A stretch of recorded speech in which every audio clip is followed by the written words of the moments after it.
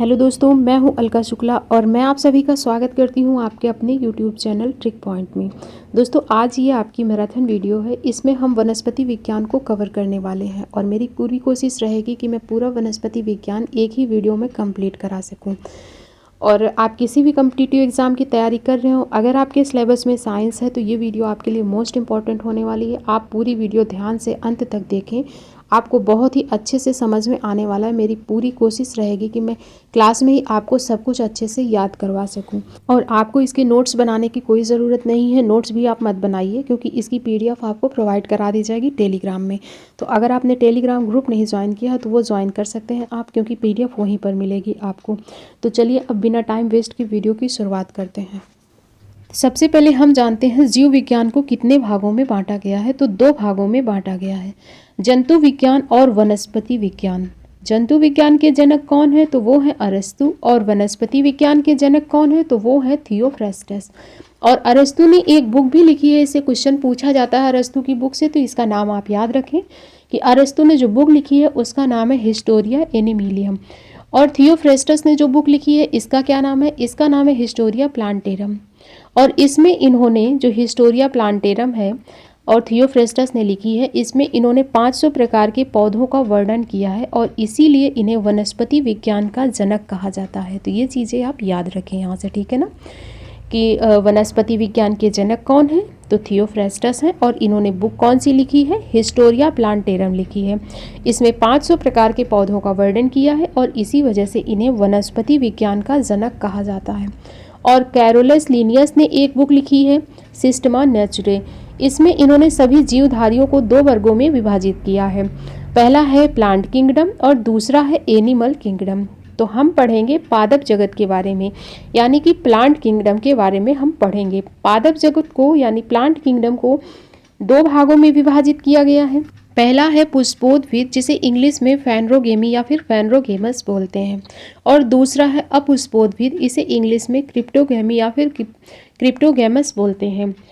तो जो अपुष्पोद्भिद है इसका अर्थ क्या होता है? अपुष्पोद्भिद का अर्थ होता है जिसमें पुष्प नहीं पाए जाते, उसे कहते हैं अपुष्पोद्भिद। जिसमें पुष्प नहीं पाए जाएंगे उसे कहेंगे अपुष्पोद्भिद। तो जो क्रिप्टोगेमी होते हैं इनमें ना ही पुष्प पाए जाते हैं और ना ही बीज पाए जाते हैं। इसमें आपका फ्लावर और सीड्स देखने को नहीं मिलेंगे। और दूसरी जो कैटेगरी है उसमें पुष्प और बीज दोनों पाए जाते हैं। तो पहले पादप जगत को 2 भागों में विभाजित किया गया है। कौन कौन सा? पुष्पोद्भिद और अपुष्पोद्भिद। तो अपुष्पोद्भिद कौन से हैं? जिनमें ना तो फूल है और ना ही बीज है, उन्हें कहते हैं अपुष्पोद्भिद। और पुष्पोद्भिद में जो पाए जाते हैं उनमें पुष्प और बीज दोनों ही पाए जाते हैं, ठीक है। फिर जो अपुष्पोद्भिद है इसमें 3 संघ शामिल होते हैं। कौन कौन से 3 संघ शामिल हैं? Thallophyta, bryophyta, pteridophyta. ये तीनों संघ शामिल हैं अपुष्पोद्भिद में, क्योंकि इन 3 संघ में ही आपको ना तो पुष्प मिलेंगे ना ही बीज मिलेंगे। इसके बाद जो थैलोफाइटा है इसके उदाहरण क्या है? तो शैवाल है, कवक है, लाइकेन है। ये तीनों शामिल है थैलोफाइटा में। तो उम्मीद है ये समझ आ गया हो आपको कि पहले प्लांट किंगडम को 2 भागों में विभाजित किया गया है, पुष्पोद्भिद, अपुष्पोद्भिद। और अपुष्पोद्भिद जो है इसमें 3 संघ शामिल है, थैलोफाइटा, ब्रायोफाइटा, टेरिडोफाइटा। इनमें से भी जो थैलोफाइटा है इसके उदाहरण है शैवाल, कवक और लाइकेन। फिर जो पुष्पोद्भिद है फैनरोगेमी है, इसमें 2 संघ शामिल किए गए हैं, नग्नबीजी जिन्हें कहते हैं जिम्नोस्पर्म और आवृतबीजी जिन्हें कहते हैं एंजियोस्पर्म। और एंजियोस्पर्म में 1 बीजपत्री और 2 बीजपत्री को शामिल किया गया है, ठीक है। पुष्पोद्भिद में जो है 2 संघ शामिल हैं। कौन कौन से? नग्नबीजी, आवृतबीजी। ध्यान से समझते चलें, नग्नबीजी और आवृतबीजी। और नग्नबीजी जो होते हैं इन्हें कहते हैं जिम्नोस्पर्म और आवृतबीजी इनको कहते हैं एंजियोस्पर्म। और जो एंजियोस्पर्म है यानी कि आवृतबीजी हैं, इनमें 1 बीजपत्री और 2 बीजपत्री को शामिल किया गया है। तो ये तो हो गया पूरा पादप जगत। अब इसके बारे में हम डिटेल में जानते हैं। ये एक ओवरव्यू हो गया, अब इसके बारे में हम डिटेल में पढ़ते हैं। तो पहले हम लेते हैं अपुष्पोद्भिद। अपुष्पोद्भिद के बारे में हम पहले जानते हैं। तो ऐसे पादप जिनके अंदर ना ही बीज पाए जाते हैं यानी सीड्स और ना ही पुष्प यानी फ्लावर पाए जाते हैं। तो ऐसे पादप जिनके अंदर ना बीज पाए जाएंगे ना ही पुष्प पाए जाएंगे उन्हें क्या कहेंगे? अपुष्पोद्भिद कहेंगे, ठीक है। और इनको 3 समूहों में बांटा गया है। पहला कौन सा है? पहला है थैलोफाइटा, दूसरा है ब्रायोफाइटा और तीसरा है टेरिडोफाइटा। पहले हम थैलोफाइटा के बारे में जानते हैं। पहला है थैलोफाइटा। थैलोफाइटा यह वनस्पति जगत का सबसे बड़ा समूह है। याद रखें कि वनस्पति जगत का सबसे बड़ा समूह कौन सा है, तो वो है थैलोफाइटा। और इस समूह के पौधों में जड़, तना, पत्ती आदि में ये विभक्त नहीं होता है। ये पौधे जो होते हैं इस समूह के, ये जड़, तना, पत्ती आदि में विभक्त नहीं होते हैं और ना ही इनमें संवहन ऊतक पाए जाते हैं। तो यह संवहन ऊतक क्या है, पहले हमें पता होना चाहिए। तो सबसे पहले हम यही जानते हैं संवहन ऊतक क्या है। संवहन ऊतक, संवहन ऊतक 2 प्रकार के होते हैं पौधों में। संवहन ऊतक जाइलम और फ्लोएम। जाइलम का कार्य क्या होता है, तो जाइलम जड़ों से जल और घुले हुए खनिज लवणों को पत्तियों तक पहुंचाता है। ठीक है, जाइलम क्या करेगा, जड़ों से जल और जो खनिज होता है उसे पत्तियों तक पहुंचाना जाइलम का कार्य होता है। और फ्लोएम का कार्य क्या है, तो यह पत्तियों में तैयार शर्करा यानी भोजन को पौधों के सभी भागों तक पहुंचाता है। फ्लोएम का कार्य है जो पत्तियों में भोजन तैयार है, शर्करा तैयार है, उसे पौधों के सभी भागों तक पहुंचाना, ये कार्य है फ्लोएम का। ये आप जो डायग्राम देख रहे हैं ना, इसे ध्यान से देखें और समझें। ठीक है, कि ये हो गया, ये जड़ हो गई, ये दिख रही ना आपको, ये जड़ है और नीचे ये जड़ के वाटर है। तो इसको ले जाने का कार्य कौन कर रहा है, इसको ले जाने का कार्य जाइलम कर रहा है। ये जो ब्लू लाइन दिख रही है ना, ये जाइलम की है। तो ये जड़ों से जल को ले जा रही है, खनिज को ले जा रही है, कहाँ तक, तो पौधों के अन्य भागों तक, वहां तक पहुंचा रही है। और जो फ्लोएम है, इसका कार्य क्या है, तो जो पत्तियों में भोजन बना है इसे पौधे के अन्य भागों तक पहुंचाना फ्लोएम का काम है। तो यहाँ से क्वेश्चन पूछा जाता है कि जाइलम का क्या कार्य है या फिर फ्लोएम का क्या कार्य है, तो दोनों चीज़ें आप याद रखें। जाइलम याद करना बहुत ही आसान है। जल पहुंचाने का कार्य कौन करता है, तो जाइलम करता है। जल और जाइलम दोनों मिलते जुलते हैं। और फ्लोएम फूड पहुंचाने का कार्य करेगा। तो फ्लोएम और फूड, इससे करके दोनों चीज़ें आप याद रखें कि जल पहुंचाने का कार्य जाइलम का है और फूड पहुंचाने का कार्य फ्लोएम का है। तो थैलोफाइटा यह ऐसे वनस्पति जगत का सबसे बड़ा समूह है और इस समूह के पौधे जो होते हैं इनमें जड़, तना, पत्ती आदि में ये विभक्त नहीं होते और इनमें संवहन ऊतक नहीं पाए जाते हैं। इसके बाद दूसरा है थैलोफाइटा। थैलोफाइटा के उदाहरण क्या है, तो शैवाल है, कवक है और लाइकेन है। तो शैवाल, कवक और लाइकेन, इनके बारे में देखते हैं। पहले है शैवाल। शैवालों का अध्ययन क्या कहलाता है, तो फाइकोलॉजी कहलाता है शैवालों का अध्ययन।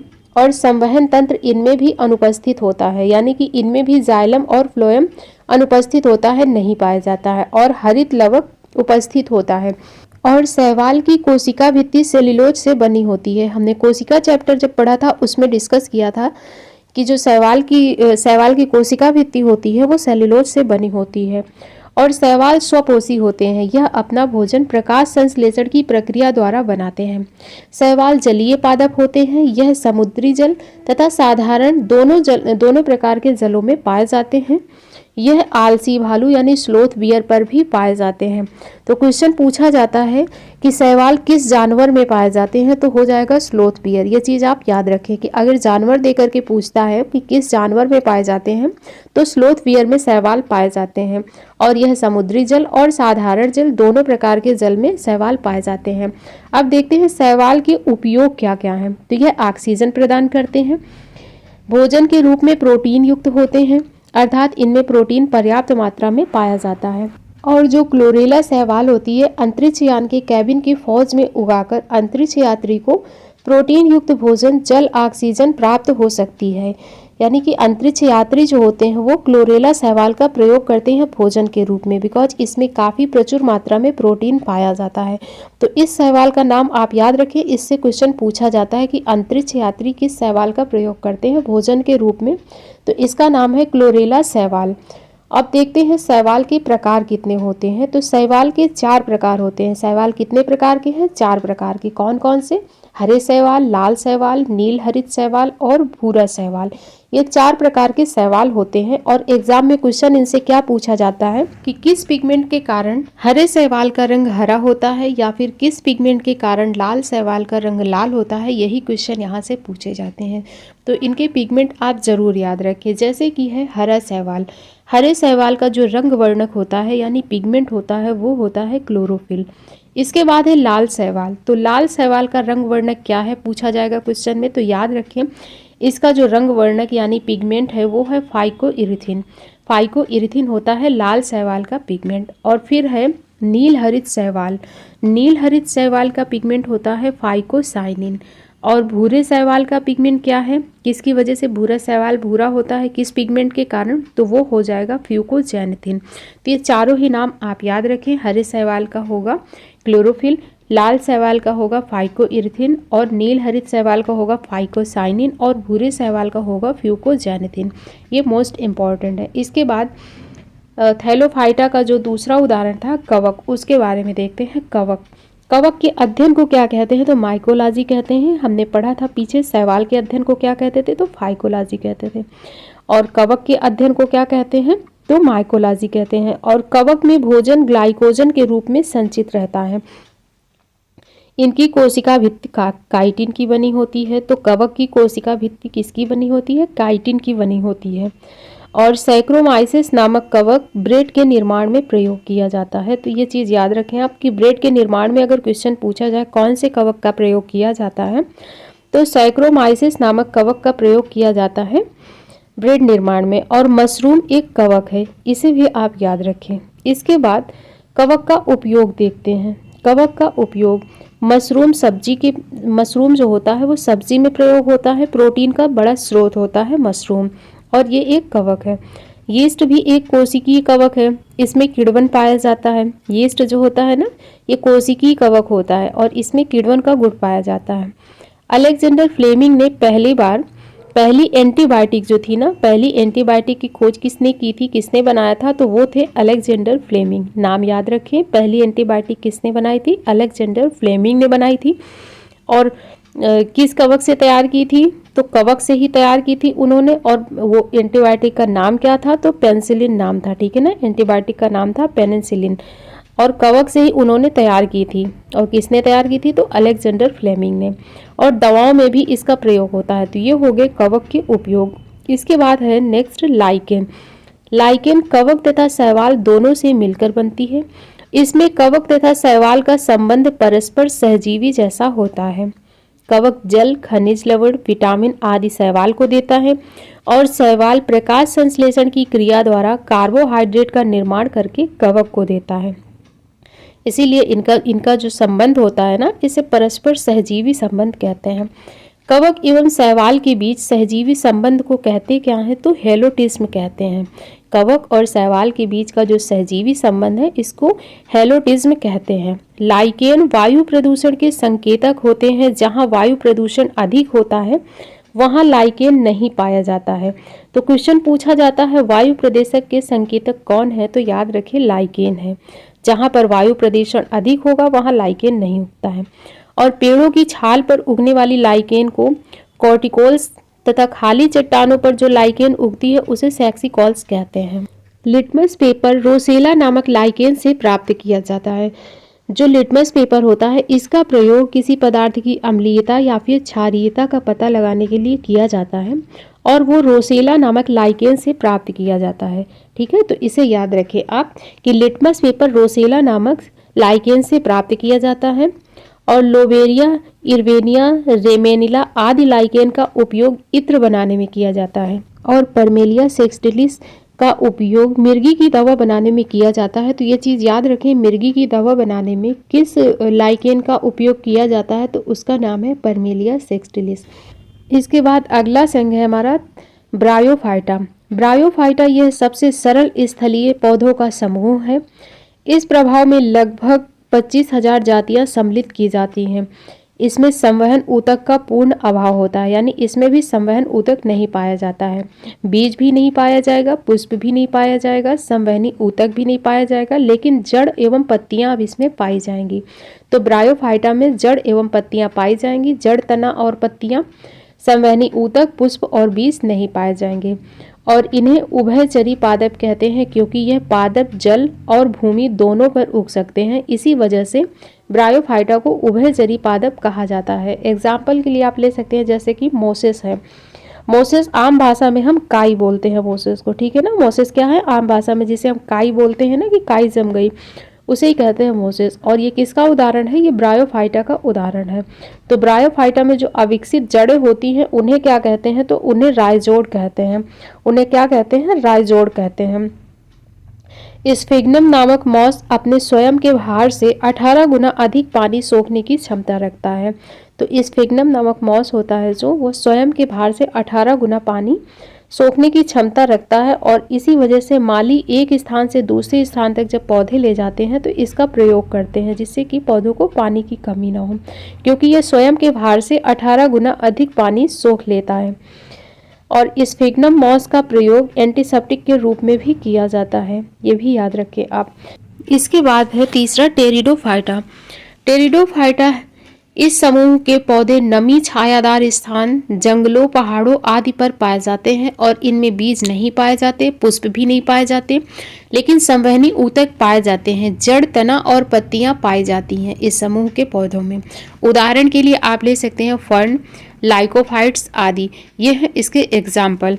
तो पादप जगत का पहला भाग हमने पढ़ लिया है, अपुष्पोद्भिद। हमने देखा था पादप जगत को दो भागों में विभाजित किया गया था, पुष्पोद्भिद और अपुष्पोद्भिद, जिसमें कि अपुष्पोद्भिद हमने पढ़ लिया है, जिसके अंतर्गत 3 संघ शामिल थे। कौन कौन से थे? तो टेरिडोफाइटा, ब्रायोफाइटा और थैलोफाइटा, इन तीनों को हमने कंप्लीट कर लिया। अब हम देखते हैं पुष्पोद्भिद। पुष्पोद्भिद पौधों के बारे में अब हम जानते हैं। इस समूह के पौधे पूर्ण विकसित होते हैं और इस समूह के पौधों में फूल, फल, बीज होते हैं। इन्हें 2 भागों में विभाजित किया गया है, नग्न बीजी और आवृत्ति बीजी। तो इनमें जो इस समूह के पौधे होते हैं, इनमें फूल भी होते हैं, फल भी होते हैं और बीज भी होते हैं। और इन्हें 2 भागों में विभाजित किया गया है, नग्न बीजी और आवृत्त बीजी। तो नग्न बीजी समूह के अंतर्गत जो पौधे आते हैं, इनमें कोई आवरण नहीं होता है, नग्न होते हैं। जैसे कि स्ट्रॉबेरी है, इसके देखा होगा, इसका जो बीज होता है ऊपर ही होता है, ठीक है ना, इसमें कोई भी आवरण नहीं होता। और फिर है आवृत्त बीजी, इसमें एक आवरण होता है, जैसे कि पपाया है, ऑरेंज है, ये आपने देखा होगा, इसके जो सीड्स होते हैं, बीज होते हैं, ये अंदर पाए जाते हैं। ये नग्न बीजी नहीं होते हैं, आवृत्त बीजी होते हैं। तो पहले हम नग्न बीजी पौधों के बारे में जानते हैं, यानी जिम्नोस्पर्म के बारे में। नग्न बीजी पौधों के बीजों पर कवच नहीं पाया जाता है। यह पौधे बहुवर्षीय और लंबे होते हैं। इनकी जड़ें पूर्ण विकसित होती हैं और ये मरुद्भिद होते हैं। तो मरुद्भिद पौधे किसे कहते हैं? जो कम पानी में भी सरवाइव कर जाते हैं ना, उन्हें कहते हैं मरुद्भिद या फिर जेरोफाइटिक पौधे। और नग्न बीजी का सबसे ऊंचा पौधा कौन सा है? तो सिकोया सेम्परविरेंस है, जो इसी के अंतर्गत आता है। इसकी ऊंचाई कितनी होती है? तो 120 मीटर होती है और इसे cost red book of California भी कहते हैं। सबसे छोटा नग्न बीजी पौधा है जैमिया पिग्मिया। और उदाहरण देख ही सकते हैं आप, साइकस सिकोया, चीड़ का पेड़ इसके उदाहरण है, ठीक है। तो ये जो देख रहे हैं ना आप, इतना लंबा जो पेड़ है, ये किसका है? ये नग्न बीजी का सबसे ऊंचा पौधा है, सिकोया सेम्परविरेंस कहते हैं इसे। और अब नग्न बीजी पौधों का महत्व देखते हैं कि क्या महत्व है। तो भोजन के रूप में देखते हैं पहले क्या महत्व है इनका। तो साइकस के तनों में मंड निकालकर खाने वाला साबूदाना बनाया जाता है, इसलिए साइकस को सागोपॉम भी कहते हैं। तो जो साबूदाना व्रत में खाने वाला साबूदाना होता है ना, वो किससे बनता है? वो साइकस के तनों में से मंड निकालकर बनाया जाता है और ये नग्न बीजी पौधे का ही उदाहरण होता है, ठीक है। तो भोजन के रूप में इसका क्या उपयोग हुआ? साइकस के तनों से मंड निकालकर खाने वाला साबूदाना बनाया जाता है। और लकड़ी के रूप में चीड़, सिकोया, देवदार आदि की लकड़ी से फर्नीचर बनाए जाते हैं, तो इसका महत्व तो लकड़ी के रूप में है। और वाष्पीय तेल की बात करें तो चीड़ के पेड़ से तारपीन का तेल और देवदार की लकड़ी से सेट्स तेल मिलता है। तो सेट्स तेल किससे मिलता है? देवदार की लकड़ी से। और तारपीन का तेल चीड़ के पेड़ से मिलता है। और टेनिन चमड़ा बनाने तथा स्याही बनाने के काम में आता है। और रेजिन, कुछ शंकु पौधों से रेजिन निकाला जाता है, जिसका प्रयोग वार्निश, पॉलिश, पेंट आदि बनाने में होता है। तो ये तो हो गए नग्न बीजी पौधों के महत्व। और अब हम देखते हैं आवृत्त बीजी पौधे। आवृत्त बीजी पौधे इस उप समूह के पौधों में फल बीज के अंदर होते हैं। जैसे हमने नग्न बीजी में देखा, जो बीज थे वो फल के बाहर थे, लेकिन इस समूह के जो पौधे होते हैं, फल होते हैं ना, इसमें बीज फल के अंदर पाए जाते हैं, ऊपर आवरण पाया जाता है। और पौधों में जड़, पत्ती, फूल, फल, बीज सभी पूर्ण रूप से विकसित होते हैं। इस समूह के पौधों में बीज पत्र होते हैं और बीज पत्रों की संख्या के आधार पर पौधों को 2 वर्गों में विभाजित किया गया है, एक बीजपत्री और द्विबीजपत्री। एक बीजपत्री पौधे कौन से हैं? तो उन पौधों को एक बीजपत्री कहते हैं जिनमें सिर्फ एक बीजपत्र होता है। और द्विबीजपत्री पौधे कौन से हैं? इस वर्ग के पौधों में बीज में 2 पत्र होते हैं।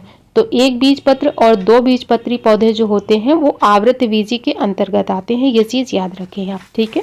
अब इसको इन दोनों में अंतर जो है, एक बीजपत्र और 2 बीजपत्र में अंतर इस डायग्राम से समझिए तो और अच्छा क्लियर हो जाएगा। एक बीजपत्री पौधों को इंग्लिश में मोनोकोट्स कहते हैं और द्विबीजपत्रों को डाइकोट्स कहते हैं। तो जो मोनोकोट्स होते हैं एक बीजपत्री, इनमें एक बीजपत्र पाया जाता है और डाइकोट्स में 2 बीजपत्र होते हैं।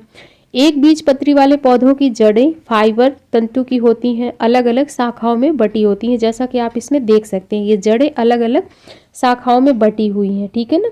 और जो द्विबीजपत्रों की जड़ें होती हैं ना, पौधों की जड़ें, वो मूसला जड़ें होती हैं, जैसा कि आप इस डायग्राम में देख रहे हैं। इसमें मूसला जड़ें होती हैं।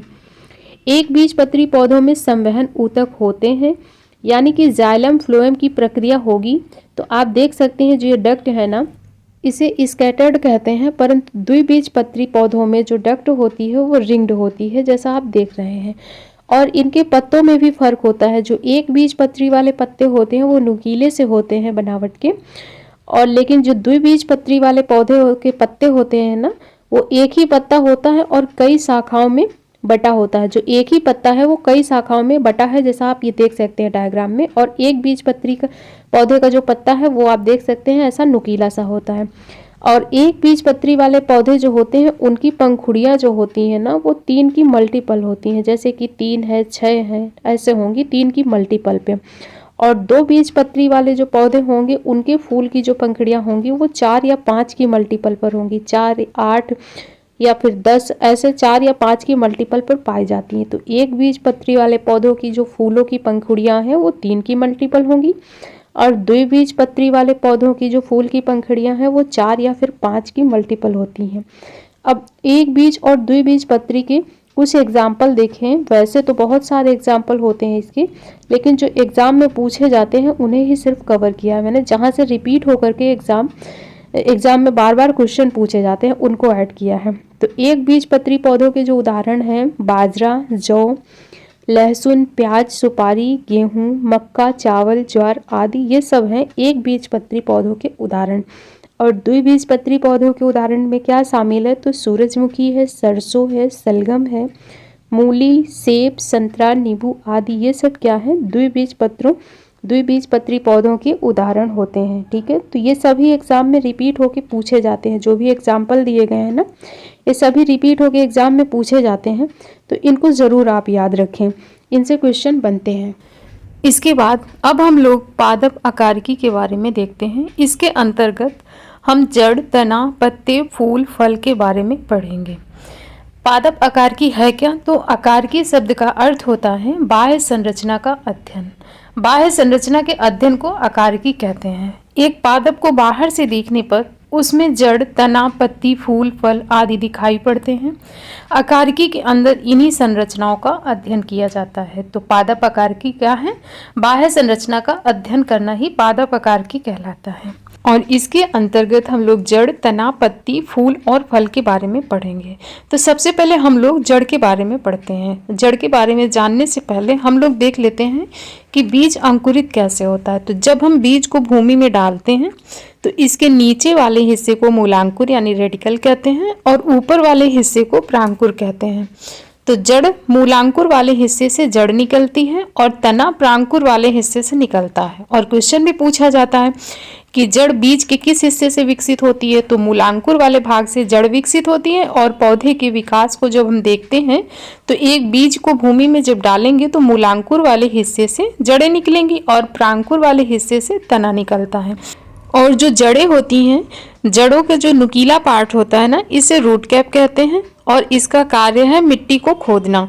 और क्वेश्चन एक बार यहाँ से बना था कि जलीय पौधों में रूट कैप पाई जाती है या नहीं? तो जलीय पौधों में रूट कैप नहीं पाई जाती है, याद रखें, जलीय पौधों में रूट कैप नहीं होती है। तो जड़ के नुकीले भाग को रूट कैप कहते हैं और जो ये जड़ से निकलते हैं इन्हें क्या कहते हैं? इन्हें रूट कहते हैं या फिर हेयर कहते हैं। तो जो रूट हेयर है, रूट हेयर का कार्य क्या है? तो पानी को सोखना रूट हेयर का कार्य है। और हम पौधों को जो पानी देते हैं वो पानी यही रूट हेयर होती हैं, ये सोख लेती हैं। तो ये हमने जड़ के बारे में बेसिक जानकारी ले ली है। अब हम लोग जड़ के कार्य देखते हैं, जड़ के क्या क्या कार्य हैं। तो यह पौधों को भूमि में स्थिर रखती है। मूल रोम यानी कि रूट्स हेयर जड़ों के कोमल भाग और घुलित खनिज लवण का अवशोषण करते हैं। तो अभी हमने बात की कि रूट हेयर के माध्यम से ही जल और खनिज लवण जो होते हैं उनका अवशोषण किया जाता है। तो अगर कभी भी आपसे क्वेश्चन पूछा जाए कि जो जल में घुले हुए खनिज होते हैं या जल होता है, इनका अवशोषण कौन करता है, कौन सा पार्ट करता है जल का, तो रूट हेयर के माध्यम से ही किया जाता है। और जड़ें अवशोषित जल एवं खनिज लवणों को ऊपर की ओर तने और पत्ती में संवहन भी करती हैं। तो हमने पढ़ा कि जाइलम ऊतक से जड़ों में अवशोषित जो भी जल और खनिज लवण होते हैं ये पौधों के ऊपरी भाग में पहुंचते हैं। किससे? जाइलम के माध्यम से। और कुछ जड़ें अपने अंदर भोज्य पदार्थों का संग्रह करती हैं और प्रतिकूल परिस्थितियों में इन संचित भोज्य पदार्थ का पौधों द्वारा उपयोग किया जाता है। तो कुछ जड़ें अपने अंदर भोज्य पदार्थों का संग्रह भी करती हैं, जैसे कि एग्जाम्पल ले सकते हैं मूली है, सलगम है आदि है। ये भी क्या है? जड़ें हैं और ये अपने अंदर भोज्य पदार्थों का संग्रह करती हैं। और जड़ पौधों के अक्ष का अवरोही यानी डिसेंडिंग भाग है जो मूलांकुर से विकसित होता है। अभी हमने जाना पौधों की जड़ें मूलांकुर से विकसित होती हैं। मूलांकुर से जड़ें विकसित होती हैं और प्रांकुर से तना विकसित होता है। और भूमि में रहने के कारण जड़ों का रंग सफेद अथवा मटमैला होता है। जड़ों पर तनों के समान पर्व यानी नोड्स और पर्व संधियां यानी इंटरनोड नहीं पाई जाती हैं। अब ये नोड्स क्या है? तो तना में जो गांठ होती है ना, जहाँ से एक अलग शाखा विकसित होती है, जो एक गांठ नुमा संरचना होती है और वहीं से एक अलग शाखा विकसित होती है, उसे ही नोड्स कहते हैं। और दो नोड्स के बीच की दूरी को इंटरनोड्स कहते हैं। तो ये चीज़ याद रखें कि नोड्स और इंटरनोड्स क्या है? तो ये सिर्फ तने में पाई जाती हैं, जड़ों में नहीं पाई जाती हैं। ये भी याद रखें कि नोड्स और इंटरनोड्स सिर्फ तनों में पाई जाती हैं, जड़ों में नहीं पाई जाती हैं। और नोड्स क्या है? तो तने में जो गांठनुमा संरचना होती है, जहाँ से अलग शाखा विकसित होती है, उसे नोड्स कहते हैं। और दो नोड्स के बीच की दूरी को इंटरनोड्स कहते हैं। और अब हम देखते हैं पौधों में वृद्धि। और पौधों में वृद्धि तीन तरह से होती है। पहला है धनात्मक गुरुत्वानुवर्ती, पॉजिटिव जियोट्रॉपिक। इसका अर्थ होता है जड़ें ग्रेविटी की ओर बढ़ती हैं और इसीलिए इन्हें धनात्मक गुरुत्वानुवर्ती कहते हैं। दूसरा है धनात्मक जलानुवर्ती। इसका अर्थ है कि यह पानी की ओर बढ़ती हैं, तो इनका नेचर धनात्मक जलानुवर्ती होता है। और तीसरा है ऋणात्मक प्रकाशानुवर्ती यानी कि नेगेटिव फोटोट्रॉपिक। जैसे कि सूर्य ऊपर की ओर है और इनकी वृद्धि विपरीत दिशा में होती है। सूर्य है ऊपर की ओर और इनकी वृद्धि विपरीत दिशा में होती है, इसीलिए इसे प्रकाश अनुवर्ती कहते हैं, प्रकाशानुवर्ती कहते हैं। और ये तीनों आप याद रखें, ठीक है ना? कौन कौन से? धनात्मक गुरुत्वानुवर्ती, धनात्मक जलानुवर्ती और ऋणात्मक प्रकाशानुवर्ती। अब आगे हम देखते हैं जड़ों के प्रकार कितने हैं। तो जड़ों के तीन प्रकार होते हैं, मूसला जड़, रेशेदार जड़, अपस्थानिक जड़। तो जो मूसला जड़ है, टैप रूट है, इसमें क्या होता है? तो एक प्राथमिक जड़ होती है और उससे रूट हेयर निकले होते हैं। जैसा आप देख रहे हैं इसमें कि एक प्राथमिक जड़ है और इससे रूट हेयर निकले हैं। और ये भी हो सकता है कि एक मोटी सी प्राथमिक जड़ हो और उसकी कुछ सेकेंडरी रूट्स हों, कुछ टर्सरी रूट्स भी निकली हों, लेकिन मूल जड़, प्राथमिक जड़ एक मोटी जड़ होती है, जैसा आप इसमें देख रहे हैं। तो इनको क्या कहते हैं? इन्हें मूसला जड़ कहते हैं। दूसरी है रेशेदार जड़। रेशेदार जड़ कौन सी होती हैं? जब पौधों के आधार से एक साथ एक जैसे आकार वाली जड़ें निकलती हैं तो उसे रेशादार जड़ें कहते हैं। जैसा आप देख रहे हैं कि बीच में कोई भी मोटी जड़ नहीं है, सब जो है एक साथ और एक से आकार वाली जड़ें निकली हैं, तो इन्हें कहते हैं रेशादार जड़ें। और तीसरी है अपस्थानिक जड़। अपस्थानिक जड़ ऐसी जड़ें होती हैं जिनका विकास मूलांकुर से छोड़ करके पौधे के अन्य भाग से विकसित हो जाती हैं, ये उसे अपस्थानिक जड़ कहते हैं। एग्जाम्पल के लिए आप ले सकते हैं बरगद का पेड़ है, बरगद के पेड़ में दो लताएं निकली होती हैं, उन्हें अपस्थानिक जड़ें कहते हैं। जो बरगद का पेड़ होता है जिनमें आपने लताएं देखी होंगी तो वो क्या है? वो जड़ें हैं। और वो किस जड़ का उदाहरण है? वो अपस्थानिक जड़ का उदाहरण है। तो जड़ों के 3 प्रकार हैं, कौन कौन से हैं? मूसला जड़, रेशेदार जड़ और अपस्थानिक जड़। अब इन्हें हम एक एक करके डिटेल में देखते हैं। सबसे पहले है मूसला जड़। इस प्रकार की जड़ में मूलांकुर विकसित होकर एक मुख्य जड़ का निर्माण करता है। मूसला जड़ के चारों तरफ पार्श्व शाखाएं निकलती हैं, जिन्हें द्वितीय जड़ यानी सेकेंडरी रूट्स कहते हैं। द्वितीयक जड़ों से पुनः पार्श्व शाखाएं निकलती हैं, जिन्हें तृतीयक जड़ या फिर टर्सरी रूट कहते हैं। और इस प्रकार यह सब मिलकर मूसला जड़ तंत्र बनाती हैं। इस प्रकार की जड़ें अधिकांशतः द्विबीजपत्रों में पौधों में पाई जाती हैं। जो द्विबीजपत्री पौधे होते हैं ना, उनमें इस प्रकार की जड़ें पाई जाती हैं। उदाहरण के लिए आप ले सकते हैं, जैसे आम है, मूंगफली है, चना है आदि है।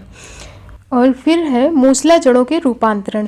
कुछ पौधों में मूसला जड़ें खाद्य पदार्थों का संचय कर लेती हैं और मोटी हो जाती हैं, मांसल हो जाती हैं, और इसी कारण इनकी आकृति भी बदल जाती है। जब ये खाद्य पदार्थों का संचय कर लेती हैं, मोटी हो जाती हैं, तो इनकी आकृति बदल जाती है। और आकृति के आधार पर मूसला जड़ों को विभिन्न नाम से पुकारा जाता है। पहला है तर्कुरूपी। इस प्रकार की मूसला जड़ें मध्य में फूली हुई तथा आधार एवं शीर्ष में पतली होती हैं, जैसे कि मूली। मूली को आपने देखा होगा कि ये बीच में फूली होती है, मध्य में फूली होती है, और आधार की तरफ और शीर्ष की तरफ पतली होती है। तो ये किस जड़ का उदाहरण है? ये तर्करूपी जड़ का उदाहरण है। और इसके बाद फिर है शंकुरूपी। शंकुरूपी इस प्रकार की मूसला जड़ें आधार की ओर मोटी होती हैं तथा नीचे की ओर पतली होती हैं, जैसे कि गाजर। गाजर आपने देखा होगा कि आधार की साइड यानी ऊपर की साइड ये मोटी होती है और नीचे की तरफ आते आते ये पतली होती जाती है। तो ये किस जड़ का उदाहरण है? तो ये शंकुरूपी जड़ का उदाहरण है। इसके बाद है कुंभी रूपी। कुंभी रूपी इस प्रकार की मूसला जड़ों का ऊपरी भाग गोल और फूला हुआ होता है और नीचे की तरफ एकाएक यह पतली हो जाती हैं, जैसे कि सलगम है, चुकंदर है। सलगम और चुकंदर को आपने देखा हो तो ऊपर साइड ये फूला हुआ और मोटा होता है और नीचे बिल्कुल पतला हो जाता है एकदम से आकर के। तो सलगम और चुकंदर जो है किस जड़ का उदाहरण है? तो ये कुंभी रूपी जड़ का उदाहरण है। तो हमने मूसला जड़ों के रूपांतरण के बारे में पढ़ा, जिसमें हमने पढ़ा इन्हें आकृति के आधार पर बांटा गया है। तर्कुरूपी जिसका उदाहरण है मूली, शंकुरूपी जिसका उदाहरण है गाजर, और कुंभी रूपी जिसका उदाहरण है चुकंदर और सलगम। अब हम लोग देखते हैं रेशेदार जड़ों के बारे में। रेशेदार जड़ जब पौधों के आधार से एक साथ एक जैसे आकार वाली जड़ें निकलती हैं तो उन्हें रेशेदार जड़ें कहते हैं, रेशेदार जड़तंत्र कहते हैं। और इस प्रकार की जड़ें एक बीजपत्री पौधों में पाई जाती हैं। तो ज़्यादातर अनाज जो होते हैं एक बीजपत्री पौधों के अंतर्गत आते हैं और ये सब रेशेदार जड़ों के उदाहरण होते हैं, जैसे चावल, गेहूं आदि की जड़ें रेशेदार जड़ें होती हैं। इसके बाद फिर है अपस्थानिक जड़। अपस्थानिक जड़ इस प्रकार की जड़ मूलांकुर के अतिरिक्त पौधों के किसी अन्य भाग से विकसित होने वाली जड़ों के अपस्थानिक जड़ कहा जाता है। यानी इस प्रकार की जो जड़ें होती हैं मूलांकुर के अतिरिक्त पौधों के अन्य भाग से निकल आती हैं, उन्हें ही कहते हैं अपस्थानिक जड़। ये 2 प्रकार की होती हैं, स्तंभ मूल और अविस्तंभ मूल। स्तंभ मूल यानी प्रॉप रूट्स, ये कैसी होती हैं? कुछ पौधों की शाखाओं से अनेक जड़ें निकलती हैं जो मोटी होकर के भूमि में प्रवेश कर जाती हैं। इस प्रकार ये वृक्षों की लंबी एवं मोटी शाखाओं को सहारा प्रदान करती हैं और इस प्रकार की जड़ें ही स्तंभ मूल जड़ें कहलाती हैं। जैसे कि बरगद। बरगद का पेड़ आपने देखा होगा, जैसे बरगद के पेड़ के बाहर लटकती रहती है ना, तो वो क्या है? वो जड़ें होती हैं। तो ये क्या करती हैं? जो वृक्ष है उनकी मोटी टहनियाँ होती हैं, उनको सपोर्ट प्रदान करने के लिए जड़ें निकल आती हैं और ये जमीन में प्रवेश कर जाती हैं। इन्हें ही कहते हैं स्तंभ मूल। इसके बाद फिर है अविस्तंभ मूल। अविस्तंभ मूल इस प्रकार की जड़ें मुख्य तने के आधार के समीप से निकल करके भूमि में तिरछी प्रवेश कर जाती हैं और पौधे को आंतरिक सहारा प्रदान करती हैं। जैसे इसका उदाहरण क्या है? मक्का, गन्ना आदि। आपने मक्का या फिर गन्ने की जड़ें अगर देखी हों, जैसा आप ये देख सकते हैं, इमेज देख सकते हैं आप, इसमें ये जो जड़ें निकली हैं ये तिरछी जड़ें निकल करके और भूमि में प्रवेश कर जाती हैं और आंतरिक सहारा प्रदान करती हैं। गन्ने में देखे होंगे आप, जो गन्ने का आधार होता है उससे भूमि पर तिरछी जड़ें निकलती हैं, जिन्हें अविस्तंभ मूल कहते हैं, क्योंकि इससे तने पतले होते हैं, जड़ के तने पतले होते हैं और ये जड़ों को सहारा प्रदान करने के लिए तिरछी निकलती हैं। इन्हें ही अविस्तंभ मूल जड़ कहते हैं। इसके बाद एक जड़ और है, यहाँ से भी क्वेश्चन पूछा जाता है, इसे भी देख लेते हैं। न्यूमेटाफोर। न्यूमेटाफोर जड़ें राइजोफोरा सुंदरी आदि पौधे जो दलदली स्थानों पर उगते हैं। तो जो मैंग्रोव वन होते हैं ना, उनमें जो जड़ें पाई जाती हैं उन्हें न्यूमेटाफोर जड़ें कहते हैं। इनमें भूमिगत मुख्य जड़ें विशेष प्रकार की जड़ें निकलती हैं जिन्हें न्यूमेटाफोर कहते हैं। ये खूंटी के आकार की होती हैं जो ऊपर वायु में निकल आती हैं। इनके ऊपर अनेक छोटे छोटे छिद्र होते हैं जिन्हें न्यूमेथोडस कहते हैं, जैसे कि राइजोफोरा है, सुंदरी है आदि वृक्ष हैं, यानी जो दलदली स्थान पर पाए जाते हैं जिन्हें हम लोग मैंग्रोव वन कहते हैं। इनमें कौन सी जड़ें पाई जाती हैं? इनमें न्यूमेटाफोर जड़ें पाई जाती हैं और जो इनके ऊपर छिद्र होते हैं उन्हें न्यूमेथोडस कहते हैं। ये चीज़ याद रखें। तो हमने जड़ों के बारे में पढ़ लिया है। अब हम लोग पढ़ते हैं, नेक्स्ट पार्ट है तना। तने के बारे में देखते हैं। तना पौधे का वह भाग है जो कि भूमि एवं जल के विपरीत तथा प्रकाश की ओर वृद्धि करता है। तो आपको पता है कि तना भूमि के विपरीत वृद्धि करता है और जड़ भूमि की तरफ वृद्धि करती है। जैसा मैंने पीछे भी डिस्कस किया था कि तना भूमि के विपरीत यानी कि ऊपर की तरफ वृद्धि करता है और जो जड़ होती है वो भूमि की तरफ यानी भूमि के अंदर वृद्धि करती है। तना प्रांकुर से विकसित होता है और शाखाओं, पत्तियों, फूल एवं फल धारण करता है। हमने बात की थी बीज जब ग्रो करता है तो नीचे वाले भाग को क्या कहते हैं? मूलांकुर कहते हैं। जहाँ से जड़ विकसित होती है उसे कहते हैं मूलांकुर और ऊपर वाले भाग को प्रांकुर कहते हैं और प्रांकुर वाले भाग से ही तना विकसित होता है और मूलांकुर वाले भाग से जड़ें विकसित होती हैं। अब हम लोग देखते हैं तने की वृद्धि। तने की वृद्धि कैसे होती है? तो 3 पॉइंट याद रखें आप लोग। ऋणात्मक गुरुत्वानुवर्ती यानी नेगेटिव जियोट्रॉपिक। तना गुरुत्वाकर्षण के विपरीत वृद्धि करता है, जबकि जड़ों में हमने पढ़ा था कि जड़ गुरुत्वाकर्षण की तरफ वृद्धि करती हैं, लेकिन तना गुरुत्वाकर्षण के विपरीत वृद्धि करता है। इसके बाद फिर है ऋणात्मक जलानुवर्ती। ऋणात्मक जलानुवर्ती, ये ऋणात्मक जलानुवर्ती भी होती हैं क्योंकि जल के विपरीत वृद्धि करती हैं। तो तना ऋणात्मक जलानुवर्ती होता है क्योंकि तना जल के विपरीत वृद्धि करता है, लेकिन धनात्मक प्रकाश अनुवर्ती होता है। जब हमने जड़ के बारे में पढ़ा था तो वहाँ पर हमने देखा था जड़ धनात्मक गुरुत्वानुवर्ती, धनात्मक जलानुवर्ती और ऋणात्मक प्रकाशानुवर्ती होती थी। तो ये तो हो गई कि तना विकसित कैसे होता है, तने में वृद्धि कैसे होती है। अब हम लोग देखते हैं तने की विशेषताएं। तने की विशेषताएं कौन कौन सी हैं? तो तना पौधों को दृढ़ता प्रदान करता है अर्थात यांत्रिक मजबूती प्रदान करता है। तना शाखाओं, पत्तियों और पुष्प को जन्म देता है। यह जड़ों द्वारा अवशोषित जल, खनिज लवण को अन्य भागों तक पत्तियों में संश्लेषित करके भोजन को जड़ सहित अन्य भागों तक पहुंचाता है। तनों में निश्चित पर्व और पर्व संधियां होती हैं। शाखाएं, पत्तियां सामान्यतः पर्व संधियों से ही निकलती हैं। तना जड़ों की भांति खाद्य संग्रह भी करता है। और तने के उदाहरण कौन कौन से हैं? जैसे कि आलू है, हल्दी है, गन्ना है, अदरक है आदि, ये सब तने के उदाहरण हैं। अब हम लोग देखते हैं तने के प्रकार कौन कौन से हैं। तने के 3 प्रकार हैं, भूमिगत तना, अर्धवायुवीय तना और वायवीय तना। 3 प्रकार के तने होते हैं। कौन कौन से? भूमिगत तना, अर्धवायुवीय तना और वायवीय तना। तो इन्हें हम एक एक करके देखते हैं। सबसे पहले हम लोग लेते हैं भूमिगत तना यानी अंडरग्राउंड स्टेम। भूमिगत तना क्या होता है? तो भूमिगत तना पौधे के तने का वह भाग है जो भूमि के अंदर पाया जाता है। प्रतिकूल परिस्थितियों में भूमिगत तने भोजन संग्रह करने के कारण मोटा एवं मांसल हो जाता है। तो भूमिगत तना क्या होता है? तने का रूपांतरण भूमि के अंदर होता है, जैसे कि आलू है। आलू भूमिगत तने का उदाहरण है और प्याज है, लहसुन है, अदरक है, ये सब क्या है? भूमिगत तने का उदाहरण है। और भूमिगत तने का अब हम लोग रूपांतरण देखते हैं। तो भूमिगत तने के 4 रूपांतरण हैं, कंद, प्रकंद, सलकंद और घनकंद। ये 4 रूपांतरण हैं भूमिगत तने के। इसका हम पहला प्रकार देखते हैं, कंद। यह एक प्रकार का भूमिगत तना है। इस प्रकार के तने की सतह पर अनेक गड्ढे होते हैं जिन्हें आंखें कहते हैं। प्रत्येक आंख में एक सल्क पत्र होता है जो पर्व संधि यानी नोड्स की स्थिति को दर्शाता है तथा प्रसुप्त कलिकाएं होती हैं। इन्हीं प्रसुप्त कलिकाओं को वायवीय शाखाएं, इन्हीं प्रसुप्त कलिकाओं से वायवीय शाखाएं निकलती हैं। उदाहरण के लिए आप ले सकते हैं आलू। तो आलू भूमिगत तने का उदाहरण है और भूमिगत तने में भी ये किसके अंदर आता है? तो स्तंभ कंद के अंतर्गत आता है।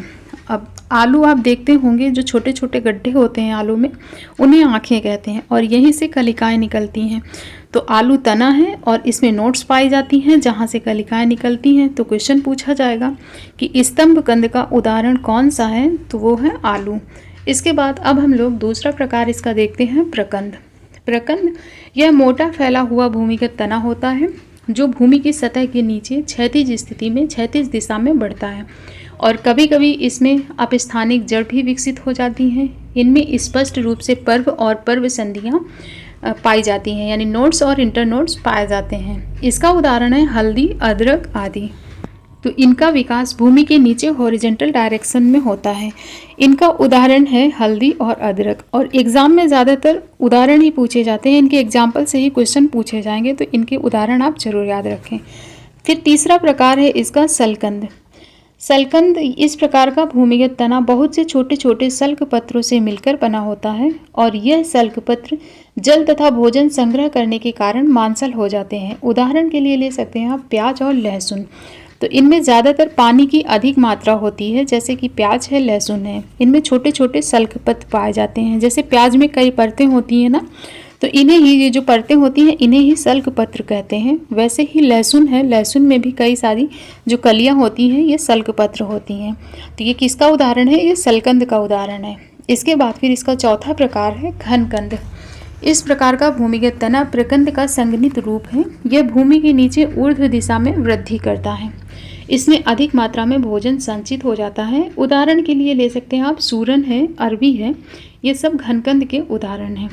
तो हमने पढ़ा है प्रकंद के बारे में कि वह पृथ्वी में भूमि के अंदर हॉरिजॉन्टल डायरेक्शन में बढ़ता है और जो घनकंद है ये वर्टिकल डायरेक्शन में बढ़ता है। जैसे कि जिमी कंद है जिसे सूरन कहते हैं, ये किसका उदाहरण है, तो ये है घनकंद का उदाहरण। तो हमने भूमिगत तने के चारों प्रकार पढ़ लिए हैं। अब हम लोग अर्धवायवीय तने के बारे में देखते हैं। अर्धवायवीय तना, जब तने का कुछ भाग भूमि के अंदर तथा कुछ भाग भूमि के बाहर पाया जाता है तो इस प्रकार के तने को अर्धवायवीय तना कहते हैं। उदाहरण है दूब घास होती है, जो जलकुंभी है, पुदीना है आदि है। ये सब अर्धवायवीय तने के उदाहरण हैं। अर्धवायवीय तने के अब हम लोग रूपांतरण देखते हैं। तो अर्धवायवीय तने के रूपांतरण 4 प्रकार से हैं। 4 प्रकार हैं। कौन कौन से हैं? ऊपर भूस्तरी, भूस्तरी, भूस्तरिका और अंतः भूस्तरी, ये 4 रूपांतरण हैं अर्धवायवीय तने के। तो इसका हम लोग पहला प्रकार देखते हैं, ऊपर भूस्तरी यानी रनर। यह भूमि की सतह के समानांतर फैला हुआ अर्धवायवीय तना है। इस प्रकार के तने में लंबे एवं पतले पर्व पाए जाते हैं। पर्व संधियों से ऊपर की ओर शाखाएं एवं तना भूमि के अंदर अपस्थानिक जड़ें निकलती हैं। उदाहरण दूब घास है, मर्सिलिया है, ये सब ऊपर भूस्तरीय तने के उदाहरण हैं। ऐसे समझ नहीं आया हो तो इसे अब आप इस तरह से समझें। अर्धवायवीय तने के 4 प्रकार हैं। इनमें से जो पहला प्रकार है वो है भूस्तरीय। इसमें तने का रूपांतरण हो गया तो तने का ज़्यादातर भाग भूमि के अंदर होता है और यह अर्धवायवीय तना है। कुछ भाग इसका भूमि के अंदर और कुछ भाग भूमि के बाहर होगा। और यह है ऊपर स्तरीय। ऊपर स्तरीय तने का ज़्यादातर भाग भूमि के ऊपर होता है और यह है अंतः भूस्तरीय। इसमें तना भूमि के अंदर वृद्धि करता है, लेकिन जहाँ पर इसकी पर्व संधियाँ होंगी ये भूमि के बाहर निकल जाएगा।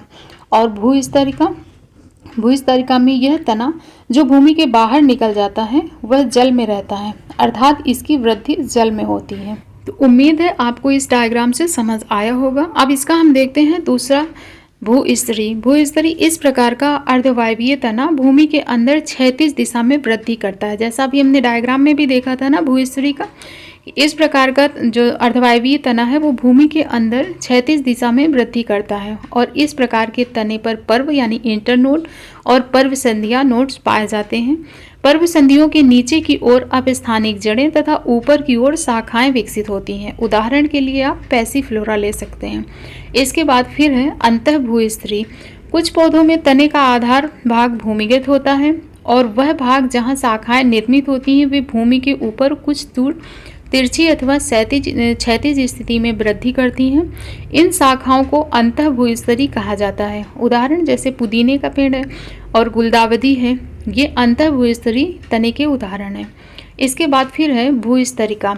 इस प्रकार का अर्धवायवीय तना ऊपर भूस्तरीय की तरह ही होता है, पर यह जलीय पादप होते हैं, जैसे कि जलकुंभी देखा होगा आपने।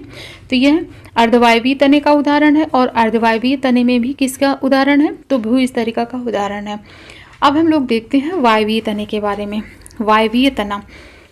वायवीय तना जब संपूर्ण तना भूमि के ऊपर स्थित होता है तो ऐसे तने को वायवीय तना कहते हैं। इस प्रकार के तने में शाखाएं, पत्तियां, पर्वसंधियां, कलिकाएं, फल फूल सभी पाए जाते हैं।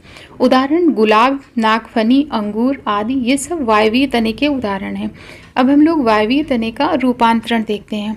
वायवीय तने के 4 रूपांतरण हैं: पर्णकाय, कटक स्तंभ, स्तंभ प्रतान और पर्णव पर्त। ये 4 रूपांतरण हैं वायवीय तने के। इसका पहला प्रकार देखते हैं पर्णकाय। जिन पौधों में तना मांसल पत्ती के रूप में परिवर्तित होकर चपटा हरा होकर पत्ती की तरह कार्य करता है, इस तरह के रूपांतरित तने को पर्णकाय स्तंभ कहते हैं। इन पौधों में पत्ते सामान्यतः कांटों में परिवर्तित हो जाते हैं। यह रूपांतरण पौधों से होने वाले जल हानि को रोकता है। उदाहरण है नागफनी, कैक्टस आदि।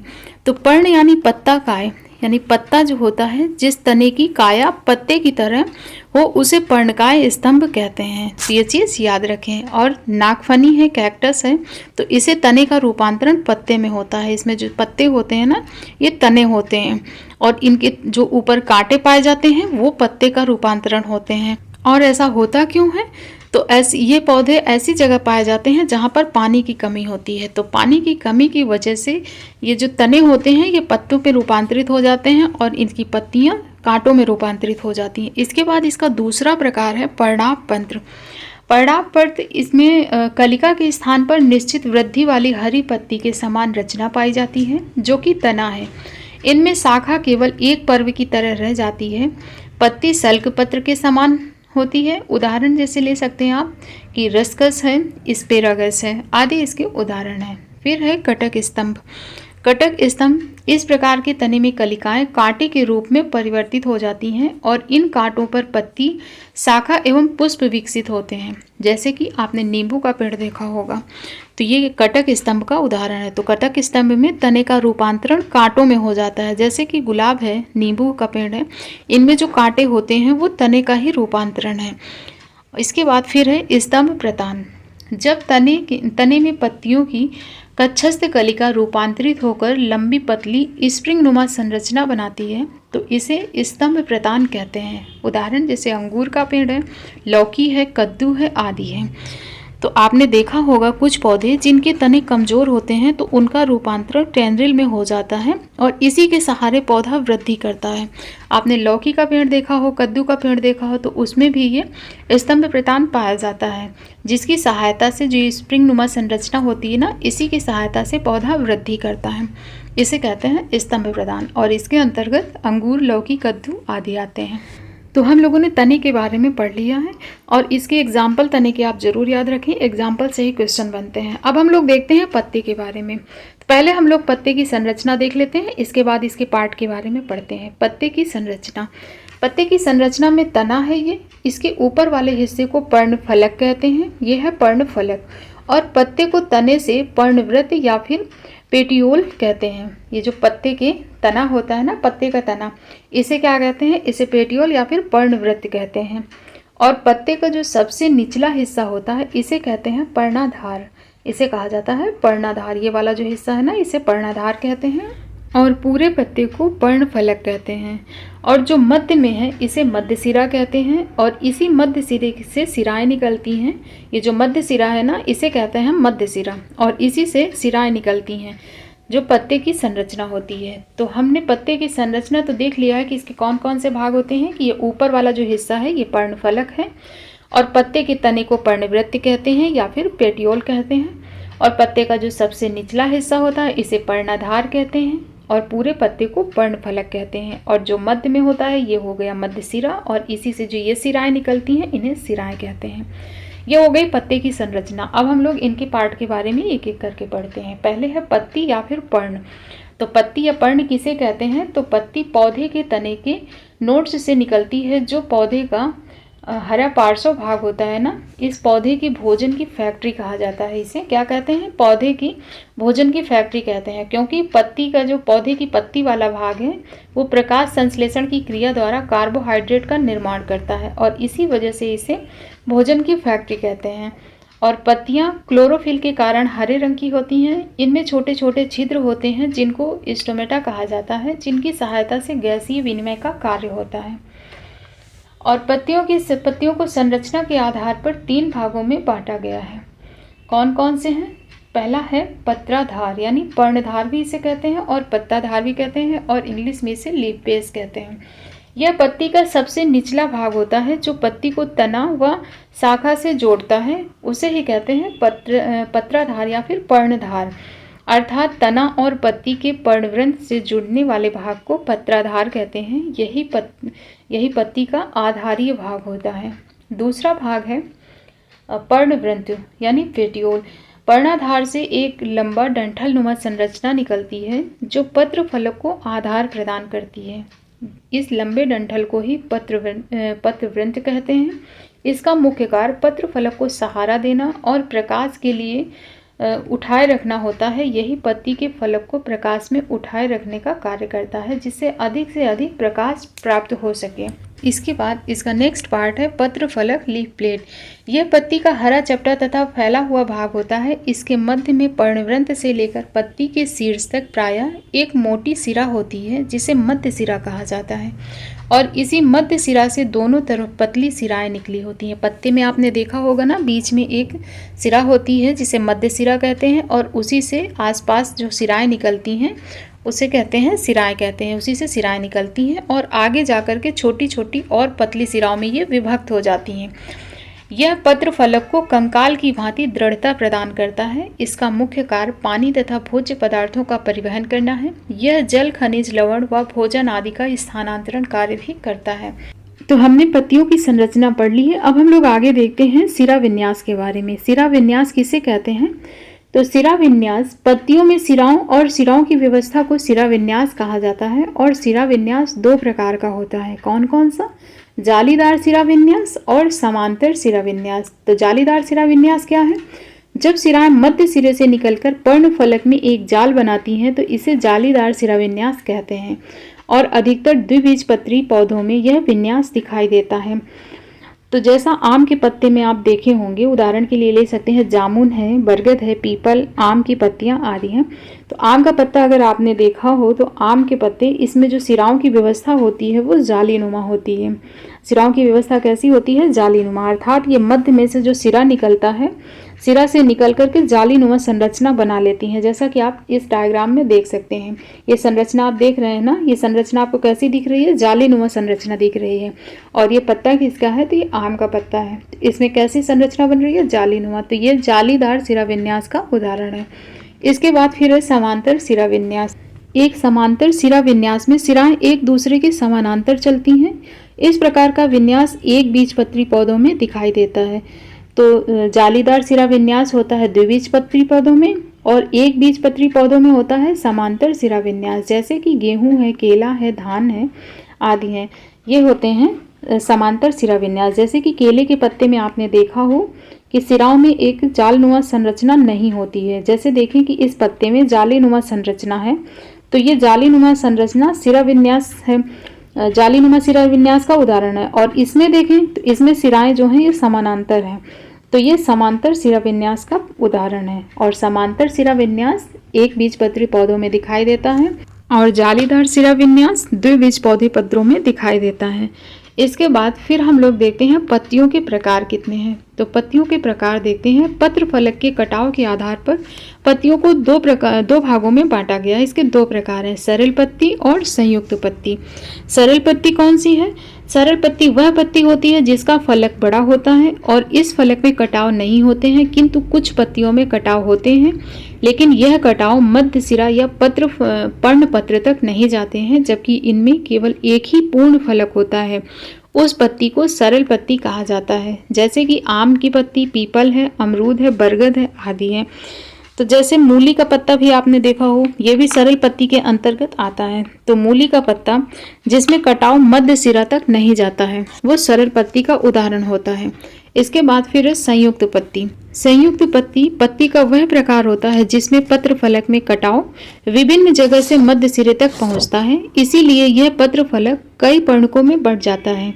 इसके एक शाखा पर एक पर्ण फलक के एक साथ होते हैं, उसी पत्ती को संयुक्त पत्ती कहा जाता है।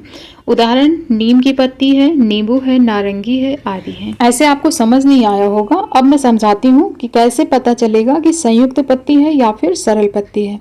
तो जो संयुक्त पत्ती होती है उसमें कटाव देखने को मिलेगा। याद रखें, संयुक्त पत्ती में कटाव जो होता है वो देखने को मिलेगा पत्ती में, और यह मध्य भाग तक पहुंच भी जाता है। और जो सिंपल लीफ होती है, सरल पत्ती है, उसमें पूरा एक पत्ता देखने को मिलता है। जैसे कि आपने मूली का पत्ता देखा होगा, तो उसमें पूरा एक पत्ता देखने को मिलता है और कटाव होता नहीं है। पहली बात तो कटाव होगा नहीं, और अगर कटाव होगा भी तो वह मध्य सिरा तक नहीं पहुंचता है। और अगर कटाव मध्य सिरा तक पहुंच जाएगा तो वो फिर संयुक्त पत्ती का उदाहरण हो जाएगा। तो ये तो रहा पत्ती के प्रकार कितने हैं, तो दो प्रकार, संयुक्त पत्ती और सरल पत्ती।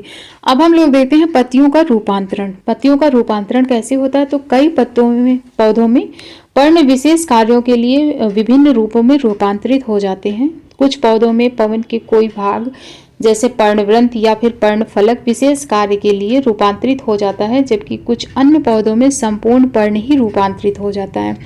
तो इसका रूपांतरण देखते हैं। पहला है पर्णकंटक। पर्णकंटक कुछ पौधों में पर्ण का कोई भाग सूल रूप में रूपांतरित हो जाता है। सूल एक दृढ़ नुकीली कठोर संरचना होती है जो पौधों की रक्षा का साधन है। उदाहरण के लिए कैक्टस है और नागफनी है। तो तने के रूपांतरण में भी पीछे अभी हमने पढ़ा ना, तने के रूपांतरण में हमने देखा कि पत्ती जैसी संरचना होती है वो तना होती है। हमने पढ़ा था ना कि जो नागफनी या फिर कैक्टस में जो पत्ती दिखती है, पत्ती जैसी संरचना, वो पत्ती नहीं तने का रूपांतरण है, और उस पर जो कांटे पाए जाते हैं वो पत्तियों का रूपांतरण होते हैं। इसके बाद फिर है पर्णप्रतांत। पर्णप्रतान, इसमें पत्तियां रूपांतरित होकर लंबी पतली तारनुमा कुंडलित रचना में परिवर्तित हो जाती हैं, जिसे प्रतान कहते हैं। यह प्रतान अति संवेदनशील होते हैं। जैसे ही वे किसी आधार के संपर्क में आते हैं उसके चारों ओर चिपक जाते हैं। इस प्रकार के पौधों में आरोहण में सहायता प्रदान करते हैं। अभी हमने पीछे पढ़ा था ना प्रतान के बारे में कि सहारा प्रदान करते हैं पेड़ को, और उसके अंतर्गत हमने पढ़ा था लौकी है, कद्दू है आदि, तो उसी के अंतर्गत आते हैं ये पर्णप्रतान के अंतर्गत, और मटर भी उसी के अंतर्गत आता है। इसके बाद फिर है पर्णावृंत। पर्णावृंत यह पर्णवृत्त का रूपांतरण है। कुछ पौधों में जैसे कि ऑस्ट्रेलियन अकेसिया में संयुक्त पर्ण होता है, तो तरुणावस्था में ही झड़ जाता है, और पर्णवृत्त चपटा फैला हुआ पत्ती के समान हो जाता है, जो संयुक्त पर्णफलक की अनुपस्थिति में सामान्य पर्ण का कार्य करता है। उदाहरण ऑस्ट्रेलियन अकेसिया है। तो ये तो रहा पत्तियों का रूपांतरण। कौन कौन से हैं? पर्णप्रतान, पर्णावृंत और पर्णकंटक। ये तीन प्रकार के पत्तियों के रूपांतरण हैं। अब हम लोग देखते हैं कुछ कीटभक्षी पत्ते भी होते हैं, तो कौन कौन से हैं वो उनके बारे में जानते हैं। कुछ पौधों को अपने विकास के लिए नाइट्रोजन की आवश्यकता होती है। ऐसे पौधों में कीड़ों को पकड़ने और बचाने के लिए पत्तियों को संशोधित किया जाता है, उन्हें ही कीटभक्षी पत्ते कहते हैं। और इसके अंतर्गत है घटपर्णी। घटपर्णी इस प्रकार के संपूर्ण पत्ती घटनुमा संरचना यानी घड़े के आकार में बदल जाती है। पत्ती जो होती है वो घड़े के आकार में बदल जाती है। घट के अंदर की जो सतह होती है उसमें पंचक ग्रंथियां होती हैं, जिससे पाचक रस प्रवाह होता रहता है, और जब कोई कीट आकर्षित होकर के फिसल कर घट में गिर जाता है तो घट का ढक्कन स्वतः ही बंद हो जाता है और कीट पाचक रस द्वारा पचा लिया जाता है, और इस क्रिया द्वारा पौधे अपने नाइट्रोजन की आवश्यकता को पूरा करते हैं। जैसे नेफेंथिस है। तो घटपर्णी जो होता है इसमें पूरी की पूरी जो पत्ती होती है वो घड़े के आकार में परिवर्तित हो जाती है, और जब भी कोई कीट इसमें अंदर प्रवेश कर जाता है तो इसका ढक्कन स्वतः ही बंद हो जाता है और पाचक रस निकलता है, उसके द्वारा कीट का पाचन हो जाता है, और इस क्रिया से पौधे अपने नाइट्रोजन की कमी को पूरा कर लेते हैं। और उदाहरण के लिए ले सकते हैं नेपेंथस और घटपर्णी, और ये ज़्यादातर मेघालय में पाए जाते हैं। इसके बाद दूसरा है ब्लेडरवर्ट। ब्लेडरवर्ट ऐसे पौधों में पत्तियों के खंडों को ब्लेडर में बदल दिया जाता है। ये पौधे यानी पानी में पाए जाते हैं। ये पौधे, इस प्रकार के जो पौधे होते हैं वो पानी में यानी जल में पाए जाते हैं। और भीतरी दीवार में पाचन ग्रंथियां होती हैं जो फंसे हुए कीड़ों को पचाने में मदद करती हैं। उदाहरण के लिए ले सकते हैं आप यूट्रिकुलेरिया। तो जो इस प्रकार के पौधे होते हैं, इनकी पत्तियों के जो खंड होते हैं ना, वो ब्लैडर में बदल दिए जाते हैं। और इनमें जैसे ही कोई कीड़ा फंस जाता है तो उसमें फंस जाता है, बाहर निकल नहीं पाता है। और इसमें पाचन ग्रंथियां होती हैं, वो कीड़े को पचा लेती हैं। उदाहरण क्या है? यूट्रिकुलेरिया है। जैसा ये देख रहे हैं आप, ये क्या है? यूट्रिकुलेरिया है। इसके बाद फिर है Venus fly trap. Venus fly trap, इसमें लैमिना में कई बाल होते हैं। इसका सिरा चिपचिपा गोलाकार होता है जिसमें पाचक एंजाइम होते हैं। जैसे ही कोई कीट लैमिना पर बैठता है, यह कीट को पूरी तरह से ढक देते हैं और 4 से 10 दिनों के भीतर एंजाइम के माध्यम से पूरा पच जाता है और पाचन के बाद जबड़े फिर से खुल जाते हैं। उदाहरण डायोनिया ड्रोसेरा।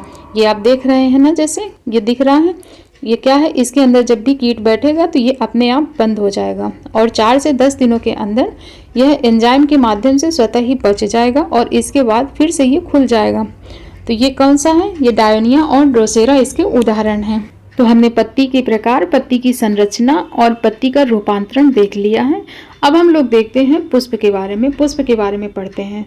तो पुष्प क्या है? तो पुष्प पौधों की वह संरचनाएं हैं जो प्रजनन में शामिल होते हैं, जिसके कारण फल और बीज प्राप्त होते हैं, उसे पुष्प कहते हैं।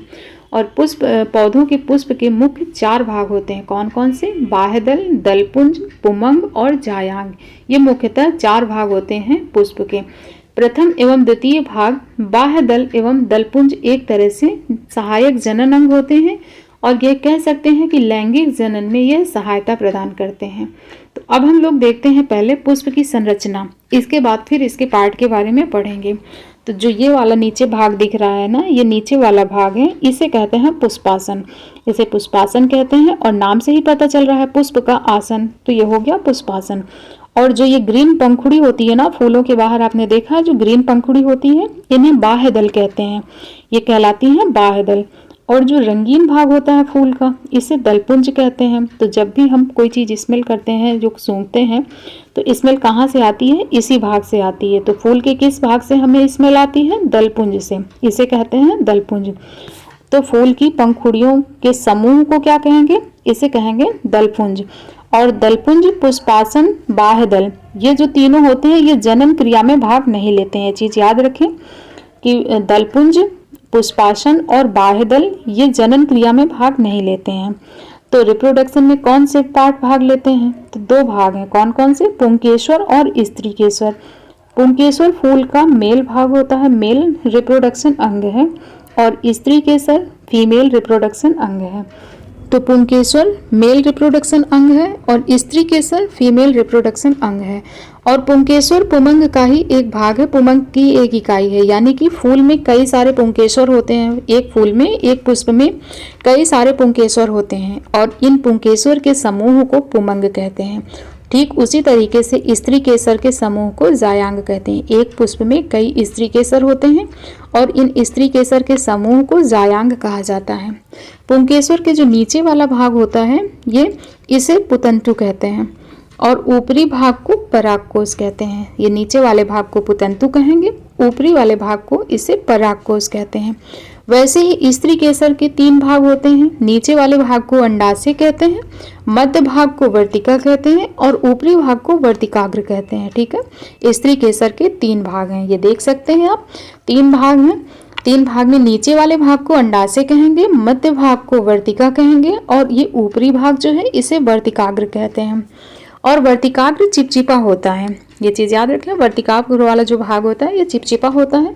तो जनन प्रक्रिया इनमें कैसे होती है? तो फूल का पुंकेश्वर वाला जो भाग है, इसमें परागकोश के ऊपर छोटे छोटे परागकण होते हैं।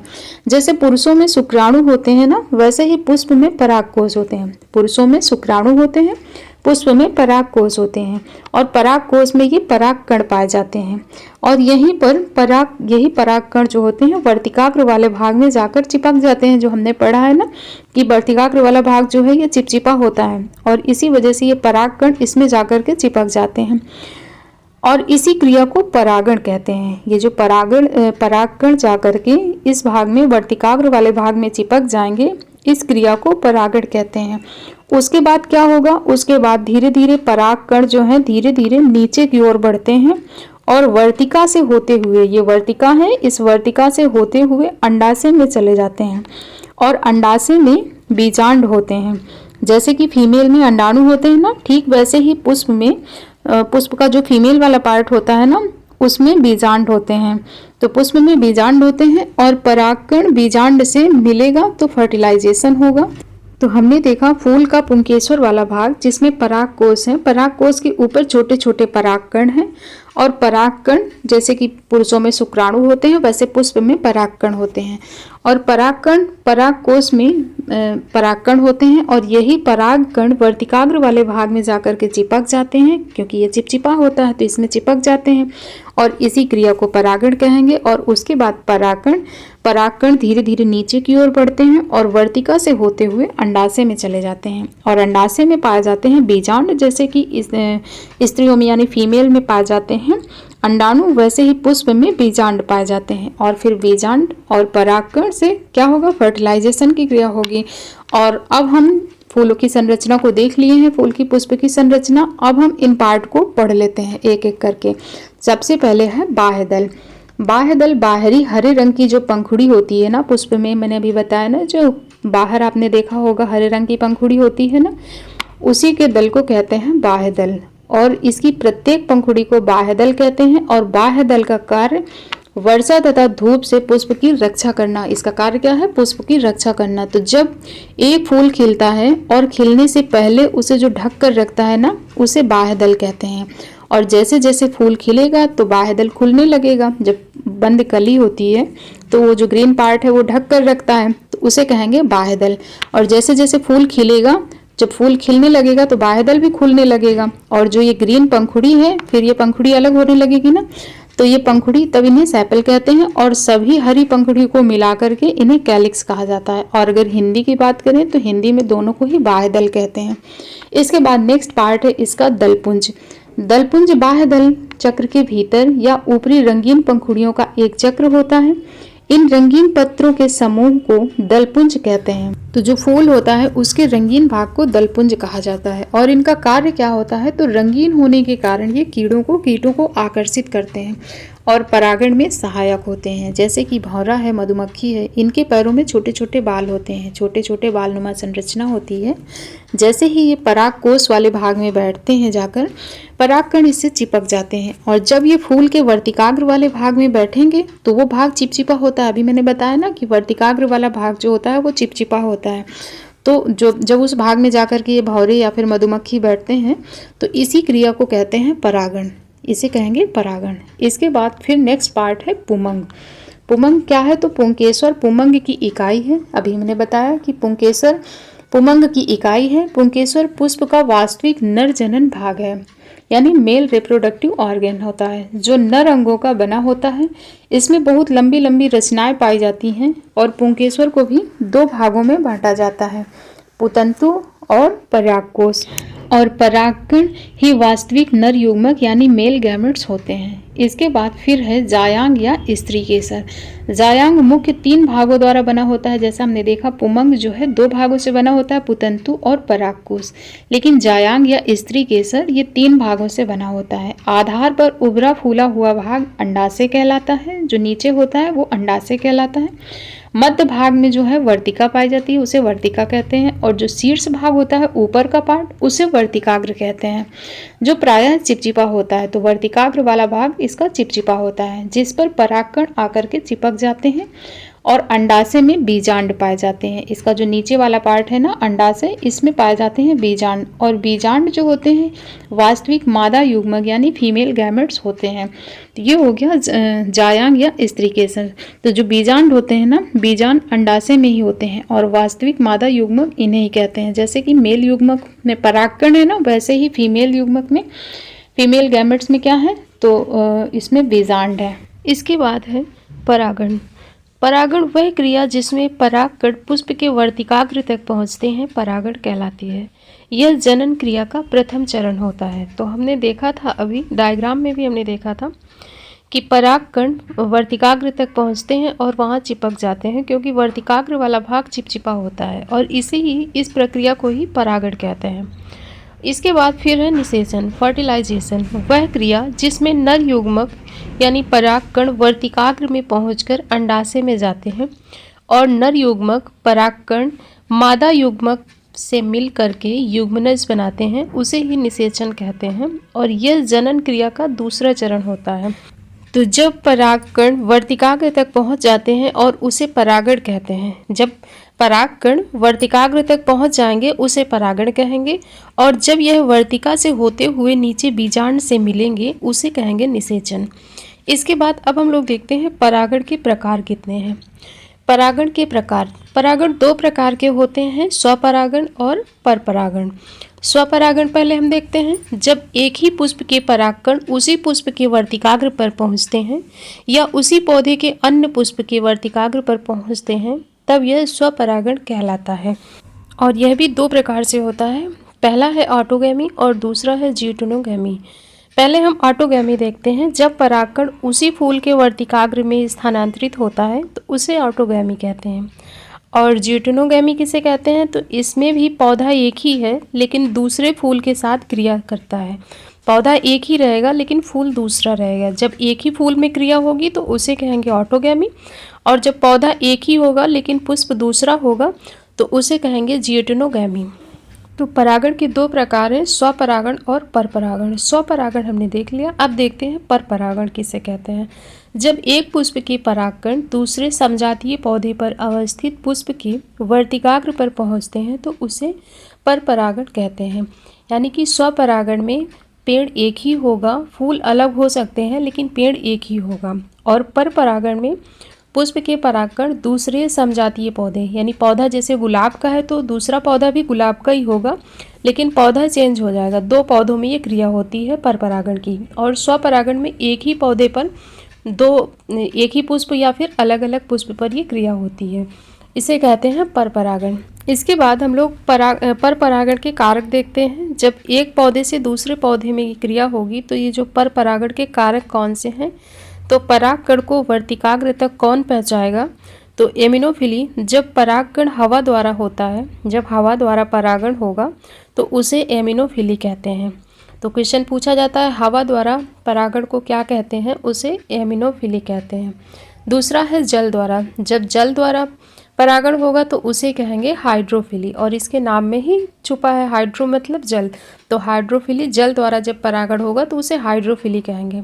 जानवरों द्वारा जब परागण होगा तो उसे जूफिली कहेंगे, और पक्षियों द्वारा अगर परागण होता है तो उसे कहेंगे ऑर्निथोफिली। जब पक्षियों द्वारा परागण होगा तो उसे कहेंगे ऑर्निथोफिली, और जब चमगादड़ों द्वारा होता है परागण उसे कहते हैं चिरिप्टेरोफिली। और कीटों के द्वारा जो परागण होता है उसे कहते हैं एंटोमोफिली, और घोंघे के द्वारा जो परागण होता है उसे कहते हैं मेलाकोफिली। और चींटियों के समूह द्वारा भी परागण होता है उसे क्या कहते हैं, उसे कहते हैं मायरमेकोफिली। तो ये कारक पूछे जाते हैं, परागण के कारक कौन से हैं, परपरागण के कारक, तो इन्हें आप लोग याद रखें। इसके बाद अब हम लोग देखते हैं कि दुनिया का सबसे बड़ा फूल कौन सा है। क्वेश्चन पूछा जाता है दुनिया का सबसे बड़ा पुष्प, सबसे बड़ा फूल कौन सा है, तो वो है रैफलेसिया। और दुनिया का सबसे छोटा फूल कौन सा है, तो वो है वुल्फिया। आप देख सकते हैं ये सबसे बड़ा फूल है और ये सबसे छोटा, एक ही उंगली में कितने सारे फूल आ गए हैं इसमें। ये दुनिया का सबसे छोटा फूल है, इसे कहते हैं वुल्फिया। और इसी के साथ फूल वाला हमने कंप्लीट कर लिया टॉपिक। इसके बाद है फल। अब हम लोग फल के बारे में देखते हैं। तो सबसे पहले तो हम लोग ये जानते हैं कि फल कहते किसे हैं। फल पादप का मुख्य अंग है। फल का निर्माण निषेचन यानी फर्टिलाइजेशन के पश्चात अंडाशय या ओवरी से होता है, और परिपक्व अंडाशय यानी मैच्योर ओवरी को ही फल कहते हैं। और बीज यानी सीड्स का निर्माण निषेचन के बाद बीजांड से होता है। तो बीज का निर्माण कैसे होता है, निषेचन के पश्चात यानी फर्टिलाइजेशन के पश्चात बीजांड से ही बीज का निर्माण होता है। तो हमने पढ़ा है रिप्रोडक्शन के लिए फूल जरूरी है, और इनमें रिप्रोडक्शन के प्रोसेस कैसे हैं हमने देखे हैं, जिसमें स्त्री केसर के 3 भाग होते हैं। हमने रिप्रोडक्शन में देखा है ना कि स्त्री केसर के कितने भाग हैं, 3 भाग हैं। ऊपर वाले भाग को वर्तिकाग्र कहते हैं और मध्य भाग को, ये जो मध्य वाला भाग है इसे वर्तिका कहते हैं और ये नीचे वाले भाग को कहते हैं अंडाशय यानी ओवरी। और यहीं पर बीजांड होते हैं। बीजांड कहाँ होते हैं? अंडाशय में, ओवरी में होते हैं बीजांड। और परागकोश वाले भाग से परागकण वर्तिकाग्र में चिपक जाते हैं, क्योंकि वर्तिकाग्र वाला भाग चिपचिपा होता है ना, तो परागकोश वाले भाग से परागकण आकर के वर्तिकाग्र में चिपक जाते हैं और फिर परागण वर्तिका से होते हुए, जो परागकण है ना वो वर्तिका से होते हुए अंडाशय में आ जाते हैं और वही बीजांड होते हैं। अंडाशय में हमने क्या देखा है कि बीजांड है और निषेचन के बाद ये अंडाशय मैच्योर हो जाते हैं और यही फल बन जाता है। और इसी अंडाशय के अंदर जो बीजांड हैं वो बीज बन जाते हैं। तो परिपक्व अंडाशय ही फल कहलाता है, मैच्योर ओवरी ही फल कहलाता है। और बीज का निर्माण कैसे होता है? तो जो बीजांड होते हैं अंडाशय में उनसे ही बीज का निर्माण होता है। इसके बाद हम लोग देखते हैं फलों के अध्ययन को क्या कहते हैं। तो फलों के अध्ययन को पोमोलॉजी कहते हैं। और कार्य क्या है इसका? तो बीज को सुरक्षा प्रदान करना फल का कार्य होता है। फल के अंदर ही बीज सुरक्षित होते हैं, तो बीज को सुरक्षा प्रदान करने का कार्य होता है फल का। और फल के दो भाग होते हैं। फल के कितने भाग हैं? दो भाग होते हैं। कौन कौन से? एक फल भित्ति और दूसरा होता है बीज। फल भित्ति और बीज दो भाग होते हैं फल के। एक फल में फल भित्ति और बीज होते हैं और अंडाशय की दीवार से फल भित्ति विकसित होती है और बीज का निर्माण निषेचन के बाद बीजांड से होता है। तो बीज का निर्माण तो बीजांड से होता है। और फल भित्ति, रही बात फल भित्ति की, तो इसके 3 भाग होते हैं। फल भित्ति के कितने भाग हैं? 3 भाग हैं। तो पहले हम लोग अगर डायग्राम से समझ ले तो इसको पढ़ने में आसानी होगी। तो पहले हम लोग इसको डायग्राम से समझते हैं। हमने क्या देखा? फल के 2 भाग होते हैं, फल भित्ति और बीज, जिसमें से बीज को हमने समझ लिया कि बीज का निर्माण कैसे होगा। तो बीज का निर्माण, जो बीजांड होते हैं ना अंडाशय में, तो जब फल बन जाता है तो वो बीजांड से ही बीज का निर्माण हो जाता है। तो बीज का निर्माण हमने देख लिया। अब हम लोग फल भित्ति समझते हैं। फल भित्ति किसे कहते हैं? तो ये एक फ्रूट दिख रहा है, देख रहे हैं आप, ये आम है, आम का फल है और इसके 3 भाग होते हैं। हमने पढ़ा फल भित्ति के 3 भाग हैं। कौन कौन से हैं? बाह्य फल भित्ति, मध्य फल भित्ति और अंतः फल भित्ति।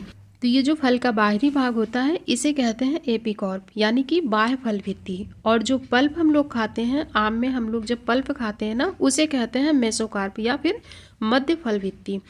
और जो गुठली होती है ना, आम के अंदर आपने गुठली देखी होगी, इसे कहते हैं अंतः फल भित्ति या फिर एंडोकार्प। और बीज जो होता है ना, इसी गुठली के अंदर बीज पाया जाता है। तो बीज इसी गुठली के अंदर संरक्षित होता है।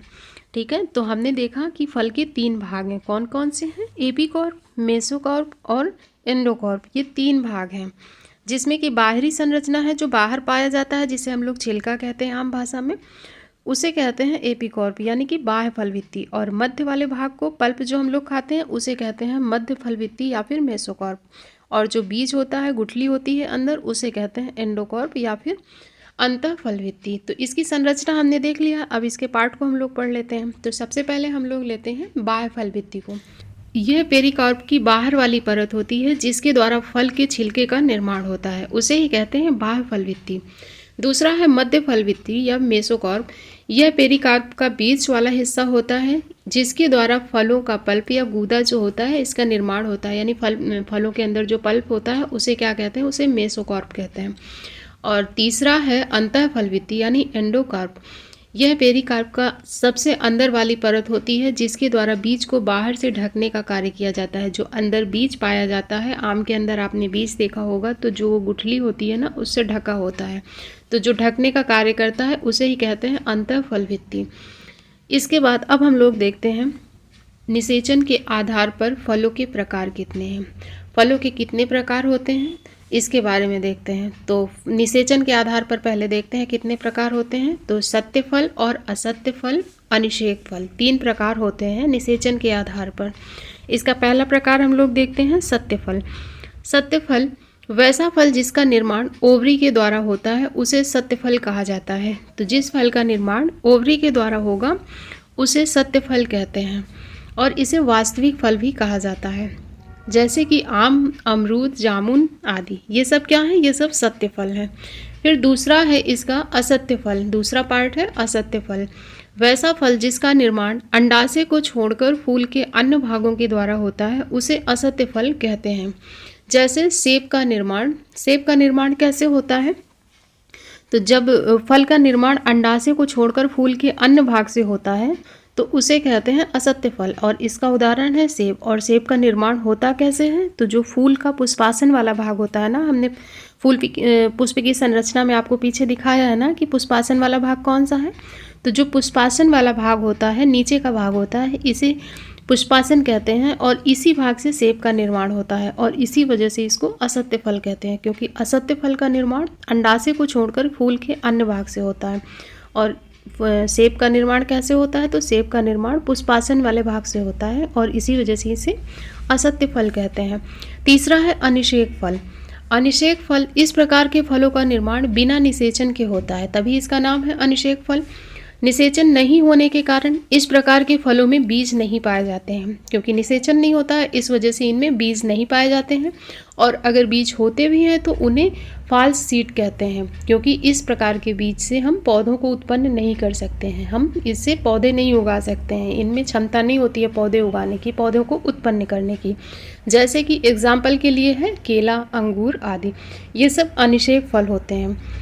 इसके बाद फिर हम लोग निर्माण के आधार पर देखते हैं फलों के प्रकार। अभी तो हमने देखा निषेचन के आधार पर फलों के प्रकार कितने हैं, 3 प्रकार हैं, सत्य फल, असत्य फल और अनिषेक फल।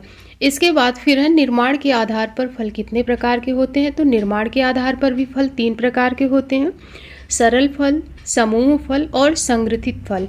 तो सबसे पहले इसका पहला प्रकार देखते हैं, सरल फल कौन सा है, सिंपल फ्रूट। इसमें एक फूल से एक ही फल का निर्माण होता है, उसे सरल फल कहते हैं। जैसे आम, अमरूद, चावल, गेहूं, ये सब क्या है, ये सरल फल के उदाहरण हैं। आम, अमरूद, चावल, ये सब अगर पूछा जाए आपसे कि किस फल के उदाहरण है तो याद रखें ये सरल फल के उदाहरण है। फिर है समूह फल। इसमें एक फूल से कई फल बन जाते हैं और वह समूह में रहते हैं, उसे कहते हैं समूह फल। जैसे है स्ट्रॉबेरी, रसभरी, ये सब क्या है, ये सब समूह फल के उदाहरण हैं। फिर है संग्रथित फल। संग्रथित फल जब कभी किसी फल के निर्माण में बाह्य दलपुंज तथा दलपुंज भाग लें तो उसे संग्रथित फल कहते हैं। जैसे कटहल, अनानास और सहतूत। तो यहाँ पर कटहल का एग्जाम्पल बहुत पूछा जाता है, तो इसे ज़रूर याद रखें कि ये संग्रथित फल का उदाहरण है। अब कुछ फल हैं और इनके खाने योग्य भाग हैं, तो कौन से फल का कौन सा भाग खाया जाता है इसके बारे में देखते हैं। तो सेब का हम लोग क्या खाते हैं, सेब का पुष्पासन खाने योग्य भाग सेब का क्या होता है, तो पुष्पासन होता है। और नाशपाती का भी पुष्पासन होता है, क्योंकि सेब का हमने देखा है ना, सेब का निर्माण कैसे होता है, तो पुष्पासन से ही होता है। तो खाने योग्य भाग इसका क्या है, पुष्पासन। नाशपाती का भी पुष्पासन है। आम की मध्य फल वित्ती खाई जाती है, जैसा कि हमने देखा है ना, आम के 3 भाग हमने देखे हैं ना, बाह्य फल वित्ती, मध्य फल वित्ती और अंतः फल वित्ती। तो हम आम का कौन सा भाग खाते हैं, मध्य फल वित्ती वाला भाग खाते हैं, क्योंकि बाह्य वाला भाग होता है छिलका और अंतः वाला भाग होता है उसकी गुठली। तो आम का कौन सा भाग खाते हैं, मध्य फल वित्ती खाते हैं। इसके बाद है अमरूद, इसकी भी फल वित्ती और बीज खाए जाते हैं। पपीता की मध्य फल वित्ती खाते हैं, जैसे कि आम में हमने देखा मध्य फल वित्ती खाते हैं मेसोकार्प, उसी तरीके से पपीता में है। नारियल का भ्रूण पोष खाते हैं हम लोग, तो नारियल इम्पॉर्टेंट है, इसका उदाहरण जरूर याद रखें कि इसका हम लोग भ्रूण वाला भाग खाते हैं, जिसे एंडोस्पर्म कहते हैं। और टमाटर का क्या खाते हैं, टमाटर का कौन सा भाग खाने योग्य होता है, तो फल वित्ती और बीजांडासन इसका खाने योग्य भाग है। और केला की मध्य एवं अंतः वित्ती दोनों खाई जाती हैं, अंतः वित्ती भी खाई जाती है इसकी और मध्य वित्ती भी खाई जाती है। तो ये है कुछ फल जिनके खाने योग्य भाग हैं, इनसे डायरेक्ट क्वेश्चन पूछे जाते हैं, तो इन्हें याद रखें। तो पादप आकारिकी के अंतर्गत हमने जड़, तना, पत्ती, फूल और फल के बारे में पढ़ लिया है, इनका अध्ययन हमने कर लिया है। अब हम लोग देखते हैं पादप ऊतक के बारे में। पादप ऊतक किसे कहते हैं, तो ऊतक किसे कहते हैं, तो समान कोशिकाओं का वह समूह जो किसी एक काम को करते हों उसे ऊतक या टिश्यू कहा जाता है। जब कोशिकाएं समूह में होती हैं तो उसे ऊतक कहा जाता है। तो जब कोशिकाएं समूह में होती हैं उसे क्या कहते हैं, उसे ऊतक कहते हैं। और ऊतक के समूह को क्या कहते हैं, तो अंग कहते हैं। और अंग के समूह को क्या कहेंगे, अंगतंत्र कहेंगे। और अंगतंत्र से निर्माण होता है जीव का, ये हमने पीछे भी डिस्कस किया था। तो हमने क्या देखा, जीव की सबसे छोटी इकाई को कोशिका कहते हैं और कोशिकाओं के समूह को ही टिश्यू या फिर ऊतक कहा जाता है। इसके बाद हम लोग देखते हैं कि ऊतक, पादप ऊतक के कितने प्रकार हैं। तो पादप ऊतक को दो भागों में बांटा गया है। कौन कौन से हैं? विभाज्योतिकी ऊतक और स्थायी ऊतक। तो विभाज्योतिकी ऊतक, इसमें क्या होता है, तो इसमें जो टिश्यू होते हैं उनका डिवीज़न होता है, उनमें विभाजन होता है और इसीलिए इसका नाम है विभाज्योतिकी ऊतक। और इसके भी 3 पार्ट हैं। कौन कौन से हैं इसके 3 पार्ट? तो शीर्षस्थ विभाज्योतिकी ऊतक, पार्श्व विभाज्योतिकी ऊतक और अंतर्वेशी विभाज्योतिक ऊतक। इसके बाद है स्थायी ऊतक।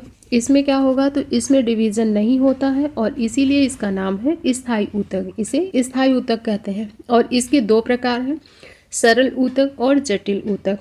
सरल ऊतक, जो सरल ऊतक है ये एक ही प्रकार के ऊतक से मिलकर बना होता है। सरल ऊतक जो सिंपल टिश्यू है एक ही प्रकार के ऊतक से मिलकर बना होता है और इसी वजह से इसे सरल ऊतक कहते हैं।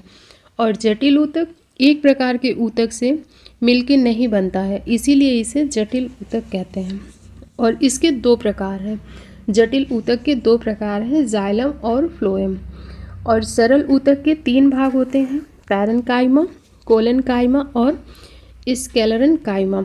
इनके नाम आप लोग इंग्लिश में ही याद रखें, क्योंकि क्वेश्चन जो पूछे जाते हैं इनके हिंदी नाम से नहीं बल्कि इंग्लिश नाम से ही क्वेश्चन पूछे जाते हैं। तो आप लोग नाम इंग्लिश में ही पढ़ें और इंग्लिश में ही इसके नाम याद रखें। तो 3 भाग कौन कौन से हैं? पैरेन्काइमा, स्क्लेरेन्काइमा और कोलेनकाइमा।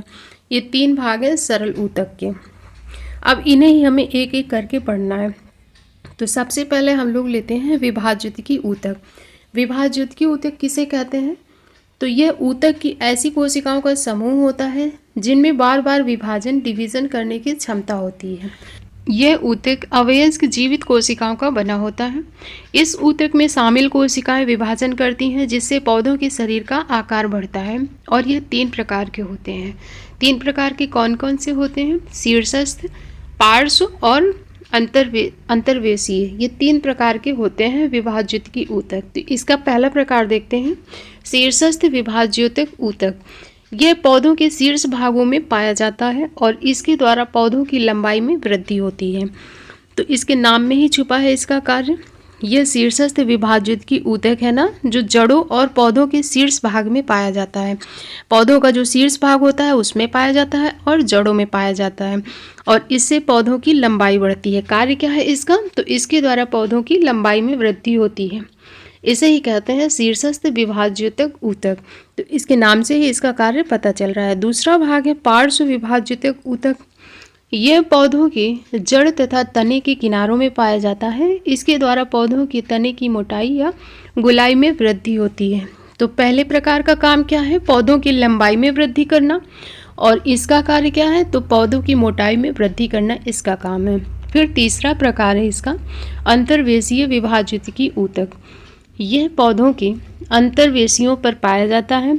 इसके द्वारा पौधों की शाखाओं की लंबाई में वृद्धि होती है और यह वास्तव में शीर्षस्थ विभाज्योतिकी ऊतक का ही अवशेष है। इनकी क्रियाशीलता से भी पौधों की लंबाई में वृद्धि होती है, वृद्धि करता है। और इसकी महत्ता वैसे पौधों के लिए है जिनके शीर्ष को शाकाहारी जानवर खा जाते हैं। पौधों के शीर्ष को खा लिए जाने के कारण पौधे अंतर्वेशीय विभाज्योतिकी ऊतक की सहायता से ही वृद्धि करते हैं, जैसे कि घास है। तो जो घास होती है ना, जानवर इसका ऊपरी भाग खा लेते हैं। आपने देखा होगा घास का जानवर ऊपरी भाग खा लेते हैं और फिर कुछ दिनों में यह घास बढ़ जाती है। तो कैसे बढ़ जाती है? इसी ऊतक के कारण बढ़ जाती है। तो पादप ऊतक का पहला भाग हमने पढ़ लिया है। अब दूसरा भाग देखते हैं, परमानेंट टिश्यू यानी स्थायी ऊतक। स्थायी ऊतक, इस प्रकार के ऊतक में कोशिकाएं विभाजन नहीं करती हैं और यह 2 प्रकार का होता है। कौन कौन सा? सरल ऊतक और जटिल ऊतक। सरल ऊतक सिंपल टिश्यू, इस प्रकार का इसका निर्माण एक ही प्रकार की कोशिकाओं द्वारा होता है और इसी वजह से इसे सरल ऊतक कहते हैं। और इसके अंतर्गत 3 प्रकार के ऊतक आते हैं। कौन कौन से? पैरेन्काइमा, कोलेनकाइमा और स्क्लेरेन्काइमा। तो इसका पहला प्रकार देखते हैं, पैरेन्काइमा या फिर जिसे हिंदी में मृदुतक कहते हैं। तो इंग्लिश नाम ही आप याद रखें, क्वेश्चन अभी तक जो पूछे गए हैं इंग्लिश नाम से ही पूछे गए हैं। तो पैरेन्काइमा ये अत्यंत सरल प्रकार का स्थायी ऊतक होता है। इस प्रकार के ऊतक में कोशिकाएं स्पर्श करने वाले सेल वॉल पर किसी भी यौगिक का जमाव नहीं होता है। तो जो कोशिकाएं होती हैं ना, इसके बाहर सेल वॉल पाई जाती है। हमने पढ़ा था ना कोशिका चैप्टर में। कि कोशिकाओं के बाहर सेल वॉल पाई जाती है और पौधों की जो कोशिका भित्ति होती है, सेल वॉल होती है, वो सेल्यूलोज की बनी होती है। और जो पैरेन्काइमा है इसमें कोशिकाओं के बीच गैप होता है, हल्का सा गैप पाया जाता है। एक कोशिका का दूसरी कोशिका के बीच जो थोड़ा सा गैप होता है ना, इसे ही इंटरसेलुलर स्पेस कहते हैं। और इसका काम क्या है, तो यह पौधों के भोजन संग्रह करने वाले भागों में यानी जड़ एवं तना में पाया जाता है, जैसे कि मूली है, आलू है, सलगम है। ये सब क्या है, ये सब हैं पैरेन्काइमा के उदाहरण। तो आलू क्या है, तने का रूपांतरण है। तो पैरेन्काइमा से क्वेश्चन जो पूछा जाएगा तो इसका कार्य क्या है, यही पूछा जाएगा। तो इसका कार्य है भोजन भंडारण करना, यानी फूड स्टोरेज का कार्य है इसका पैरेन्काइमा का। दूसरा प्रकार है इसका कोलेनकाइमा। इस प्रकार के ऊतक में कोशिकाएं लंबी होती हैं और यह ऊतक पौधों के नए भागों पर पाया जाता है। और विशेष करके तने के एपिडर्मिस के नीचे जो पर्णवृंत होते हैं ना, पर्णवृंत किसे कहते हैं, तो पत्तियों वाले भाग में हमने देखा था ना, पर्णवृंत के माध्यम से ही पत्तियां जुड़ी होती हैं, जिसे हम डंठल कहते हैं। तो तने से जो पत्तियां जुड़ी होती हैं, जो माध्यम होता है उसे बीच का, उसे डंठल जिसे हम कहते हैं ना आम भाषा में, वो होता है पर्णवृंत। तो ये विशेषकर तने के एपिडर्मिस के नीचे पर्णवृंत पर पाया जाता है, लेकिन जड़ों में यह नहीं पाया जाता है, यानी कि कोलेनकाइमा जड़ों में नहीं पाया जाता है। और इसका कार्य क्या है, तो यह पौधों को यांत्रिक सहारा और लचीलापन प्रदान करता है। इसके बाद इसका तीसरा पार्ट है दृढ़ कोण ऊतक, जिसे कहते हैं स्क्लेरेनकाइमा। इस प्रकार के ऊतक में कोशिकाएं लंबी तथा पतली होती हैं, जिसके किनारे नुकीले होते हैं। इनकी कोशिकाओं को स्पर्श करने वाले सेल वॉल पर लिग्निन नामक द्रव का जमाव पाया जाता है। तो जो स्क्लेरेनकाइमा ऊतक होते हैं, इनकी कोशिका भित्ति में एक द्रव पाया जाता है जिसे लिग्निन कहते हैं। लिग्निन नामक द्रव पाया जाता है जिससे इनकी कोशिका भित्ति मोटी हो जाती है। और कार्य क्या है इसका, तो इनका काम पौधों के विभिन्न अंगों को कठोर और मजबूत बनाना है और उनको सुरक्षा प्रदान करना है। यह बीज के कठोर कवच तथा नट्स में पाया जाता है, जैसे अखरोट और नारियल। इसके उदाहरण है अखरोट और नारियल। तो अखरोट का जो बाहरी कवच होता है ना, किस टिश्यू का बना होता है, तो स्क्लेरेनकाइमा टिश्यू का बना होता है। और एग्जाम्पल से ही आपसे क्वेश्चन पूछे जाएंगे। वैसे ही नारियल का जो बाहरी भाग होता है, कोकोनट का जो बाहरी हार्ड पार्ट होता है, वो किस टिश्यू का बना होता है, वो भी स्क्लेरेनकाइमा टिश्यू का बना होता है। तो परमानेंट टिश्यू के दो भाग हैं, सरल ऊतक और जटिल ऊतक, जिसमें कि सरल ऊतक यानी सिंपल टिश्यू हमने पढ़ लिया है। और अब हम लोग देखते हैं जटिल ऊतक के बारे में कि जटिल ऊतक किसे कहते हैं। इसका निर्माण विभिन्न प्रकार की कोशिकाओं के मिलने से होता है और यह भी दो प्रकार का होता है। जटिल ऊतक भी दो प्रकार का है, जाइलम और फ्लोएम। जाइलम किसे कहते हैं, तो यह जड़ों से जल और घुले हुए खनिज लवणों को पत्तियों तक पहुंचाता है। और फ्लोएम किसे कहते हैं, तो यह पत्तियों में तैयार शर्करा जो होती है भोजन को पौधों के सभी भागों तक पहुंचाना फ्लोएम का कार्य होता है। तो प्रकाश संश्लेषण की प्रक्रिया से जो पौधे भोजन बनाते हैं और फ्लोएम का कार्य क्या है, इस भोजन को पौधों के अन्य भागों तक पहुंचाना ही फ्लोएम का कार्य है। और जाइलम का कार्य है जल का परिवहन करना। जल का परिवहन करना जाइलम का कार्य है। तो नाम से ही पता चल रहा है, जैसे जल और जाइलम दोनों मिलते जुलते हैं। तो जल का परिवहन करना, आपसे क्वेश्चन जो पूछा जाएगा यही पूछा जाएगा कि पौधों में जल का परिवहन करने का कार्य कौन करता है, तो जाइलम करता है। और फूड का कार्य कौन करता है, तो फ्लोएम करता है। यही आपसे पूछा जाएगा। तो इसी के साथ हमने पादप ऊतक के बारे में पढ़ लिया है। अब हमारा नेक्स्ट टॉपिक है पादप हार्मोन। पादप हार्मोन के बारे में अब हम देखते हैं। तो सबसे पहले हम ये जानते हैं कि हार्मोन, पादप हार्मोन कहते किसे हैं। तो पौधों को अपनी वृद्धि और विकास के लिए सूर्य के प्रकाश, पानी, ऑक्सीजन, खनिज की आवश्यकता होती है और ये बाहरी कारक हैं। इनके अलावा कुछ आंतरिक कारक भी हैं जो पौधों की वृद्धि और विकास को नियंत्रित करते हैं। इन्हें प्लांट हार्मोन या फिर फाइटो हार्मोन कहा जाता है। तो पौधों के विकास के लिए पानी चाहिए, सूर्य का प्रकाश चाहिए, ये सब इसे बाहर से मिल जाता है। लेकिन पौधों के विकास के लिए आंतरिक कारक भी जिम्मेदार होते हैं, जिन्हें फाइटो हार्मोन कहते हैं। अब हार्मोन कितने होते हैं पादप हार्मोन, तो पादप हार्मोन मुख्यतः तो 5 प्रकार के होते हैं, लेकिन 7 प्रकार के हमें पढ़ने हैं। और ये दो पार्ट में हम डिवाइड करके पढ़ेंगे, वृद्धि प्रेरक हार्मोन और वृद्धि अवरोधक हार्मोन। दो हार्मोन है, कौन कौन से? वृद्धि प्रेरक हार्मोन और वृद्धि अवरोधक हार्मोन।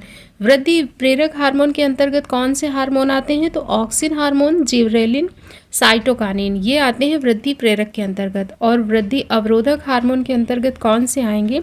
तो एब्सिसिक अम्ल और इथाइलिन, ये होते हैं वृद्धि अवरोधक हार्मोन। तो सबसे पहले हम लोग देखते हैं ऑक्सिन के बारे में। ऑक्सिन, ऑक्सिन का मतलब ही होता है क्या? तो बढ़ना। ऑक्सिन का मतलब है बढ़ना। और इस हार्मोन का निर्माण पौधे के शीर्ष भाग पर होता है। ये पौधों के शीर्ष भाग में पाया जाता है ऑक्सिन हार्मोन।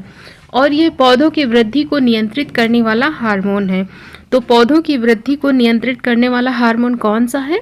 तो वो है ऑक्सिन हार्मोन। और इस हार्मोन के बारे में सर्वप्रथम डार्विन ने बताया था। तो इस हार्मोन के बारे में सर्वप्रथम किसने जानकारी दी थी? तो डार्विन ने दी थी। और रासायनिक नाम इसका क्या है? तो इंडोल एसिटिक अम्ल है, IIA इसे कहते हैं। और इस हार्मोन का निर्माण पौधे के शीर्ष भाग पर होता है।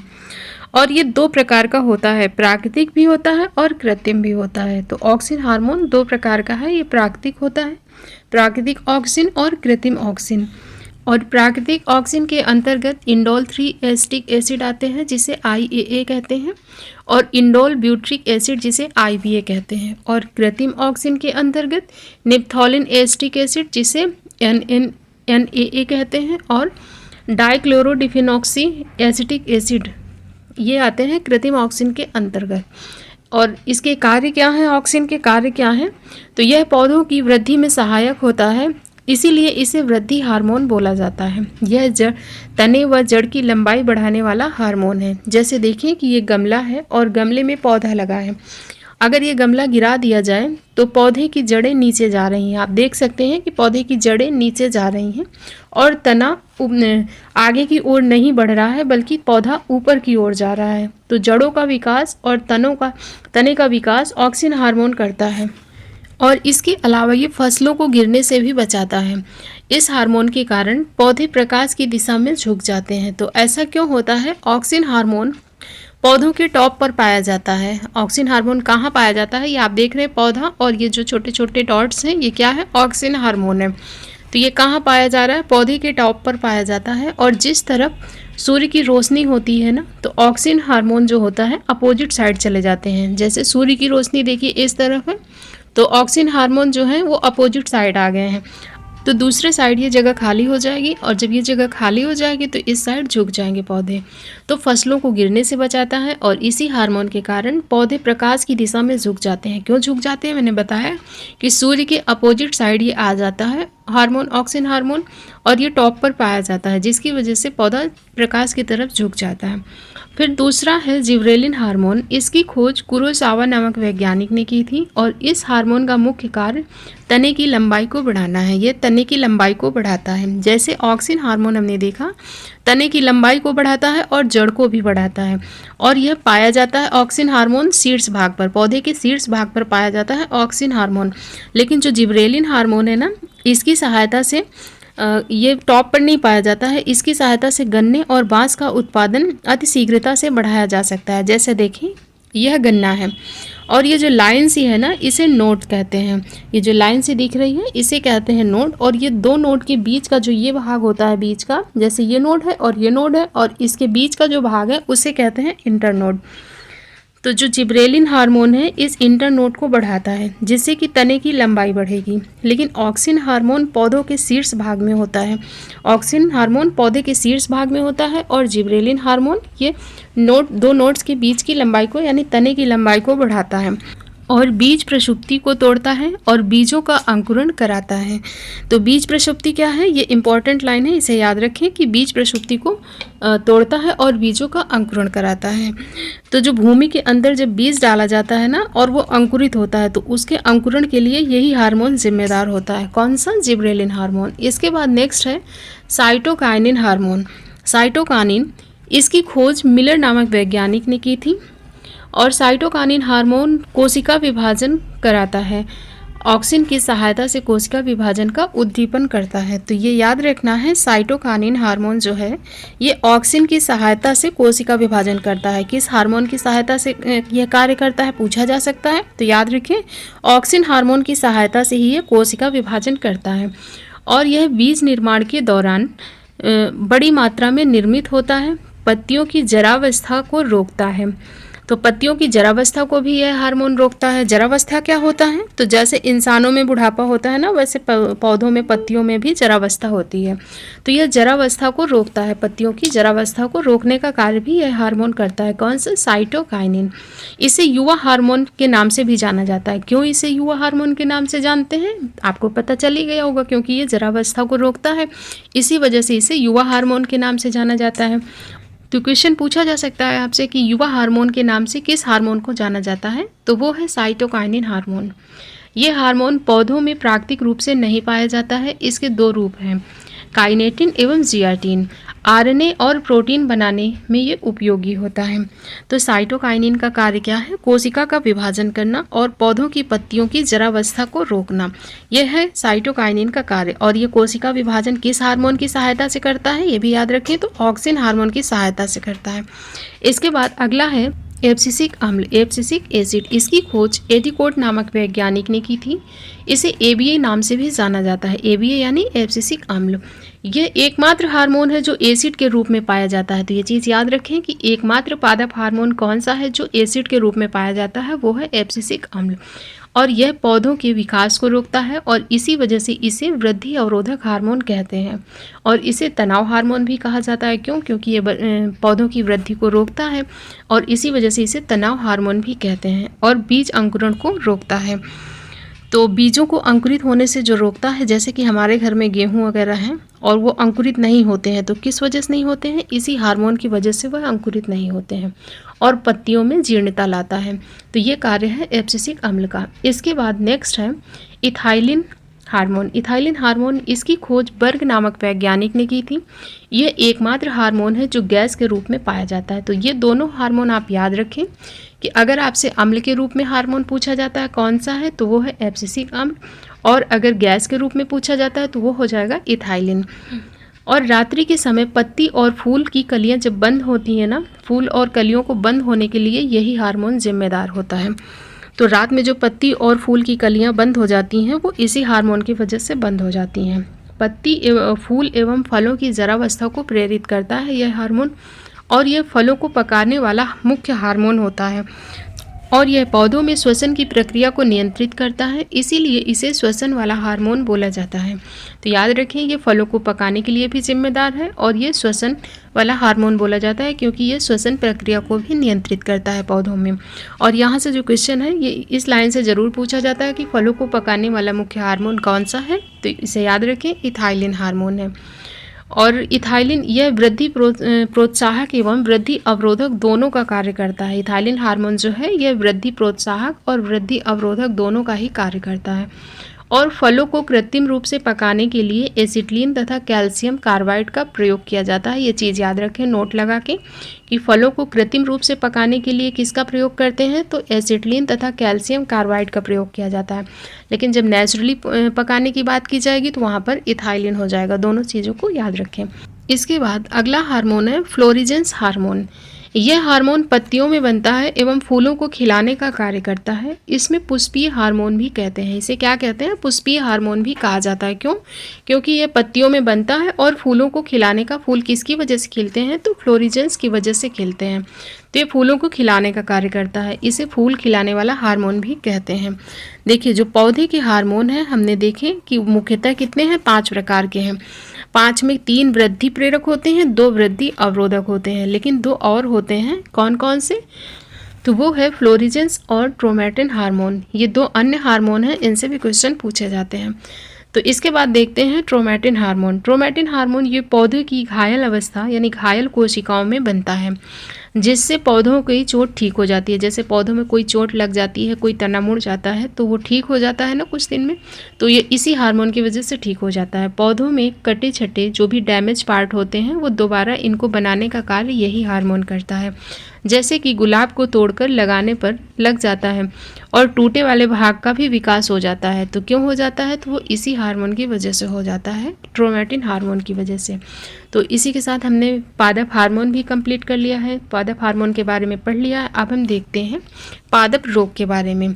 तो सबसे पहले देखते हैं पादप रोग कहते किसे हैं। तो पौधों में किसी भी तरह का नुकसान जो उनके सामान्य रूप, काम करने की क्षमता या आर्थिक उपयोगिता को प्रभावित करता है, उसे पादप रोग कहते हैं, वो पादप रोग कहलाता है। और आसान भाषा में कहें तो पादप रोग वे समस्याएं हैं जो पौधों को बीमार कर देती हैं और उनकी वृद्धि या उत्पादन को प्रभावित करती हैं, उन्हें पादप रोग कहते हैं। और भारत कृषि प्रधान देश है। पादप रोग, कीट और खरपतवार के कारण हर साल लगभग 18% जो फसलें हैं उनका नुकसान हो जाता है। तो आप सभी को पता है कि भारत कृषि प्रधान देश है और भारत में ये पादप रोग, कीट, खरपतवार की वजह से लगभग 18% फसल का नुकसान हो जाता है।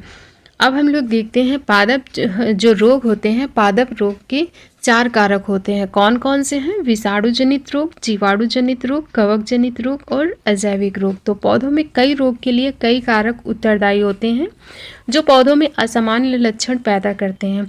और पौधों में होने वाले रोग हैं विषाणु जनित रोग, जीवाणु जनित रोग, कवक जनित यानी कवक से जो होते हैं उन्हें कवक जनित रोग कहेंगे, जीवाणु से होने वाले रोगों को जीवाणु जनित रोग कहेंगे और विषाणु से जो होते हैं उन्हें विषाणु जनित रोग कहेंगे। और अजैविक रोग के अंतर्गत कौन से आएंगे? तो अजैविक रोग के अंतर्गत वे आएंगे जो किसी तत्व की कमी से हो जाते हैं रोग पौधों में, उसे अजैविक रोग कहते हैं। और अजैविक रोग से खूब क्वेश्चन पूछे जाते हैं एग्जाम में, तो अजैविक रोग के क्वेश्चंस आप लोग जरूर याद रखें। तो सबसे पहले इसका पहला प्रकार देखते हैं, विषाणु जनित रोग के बारे में जानते हैं, वायरल डिसीजेस। तंबाकू का पहला है मोज़ेक रोग। तंबाकू का मोज़ेक रोग है। तंबाकू के पौधे में होने वाले इस रोग का कारक टोबैको मोज़ेक वायरस होता है। तो यह किस वायरस से होता है? तो यह टोबैको मोज़ेक वायरस से होता है। और इस रोग में पौधों की पत्तियां सिकुड़ जाती हैं, साथ ही साथ ये छोटी भी हो जाती हैं। जब सिकुड़ जाती हैं तो छोटी हो जाती हैं और पत्तियों में उपस्थित हरित लवक यानी क्लोरोफिल नष्ट हो जाता है। और रोग से प्रभावित पौधों को काट करके शेष पौधों से अलग कर देना चाहिए और जला देना चाहिए, जिससे कि पूरे पेड़ में, पूरे वृक्ष में यह न फैल पाए। तो पौधों को शीर्ष भाग से अलग कर देना चाहिए और उनको जला देना चाहिए, जिससे कि पूरे पौधे पर यह रोग न फैल पाए। इसके बाद अगला है आलू का मोज़ेक रोग। आलू का मोज़ेक रोग, यह रोग पोटैटो वायरस एक्स से होता है। पोटैटो वायरस एक्स से होता है आलू का मोज़ेक रोग। और इस रोग से प्रभावित पौधों की पत्तियां चितकबरापन आ जाता है और बौनापन लक्षण प्रदर्शित करती हैं। जैसा आप देख भी रहे हैं ना, ये इसमें पौधों की जो पत्तियां हैं वो बौनापन भी लग रहा है और चितकबरी भी लग रही हैं। तो ये किस रोग से प्रभावित है? आलू के मोज़ेक रोग से प्रभावित है ये। और कंदों पर भी ऊतक क्षय होता है। ऊतक क्षय यानी कि जैसे आप ये आलू देख रहे हैं ना, आलू में गांठें सी बन जाती हैं ब्लैक कलर की, गांठें गांठें जैसी बन जाती हैं ना, इसे ही कहते हैं ऊतक क्षय। तो कंदों यानी आलू पर भी जो गांठें बन जाती हैं वो किस रोग की वजह से है? आलू का मोज़ेक रोग की वजह से है। फिर अगला है बंकी टॉप ऑफ बनाना। तो नाम से ही पता चल रहा है बनाना यानी कि ये केला में होता है। इस पादप का रोग का कारक कौन सा है? तो बनाना वायरस 1 है। इसका कारक क्या है? बनाना वायरस 1।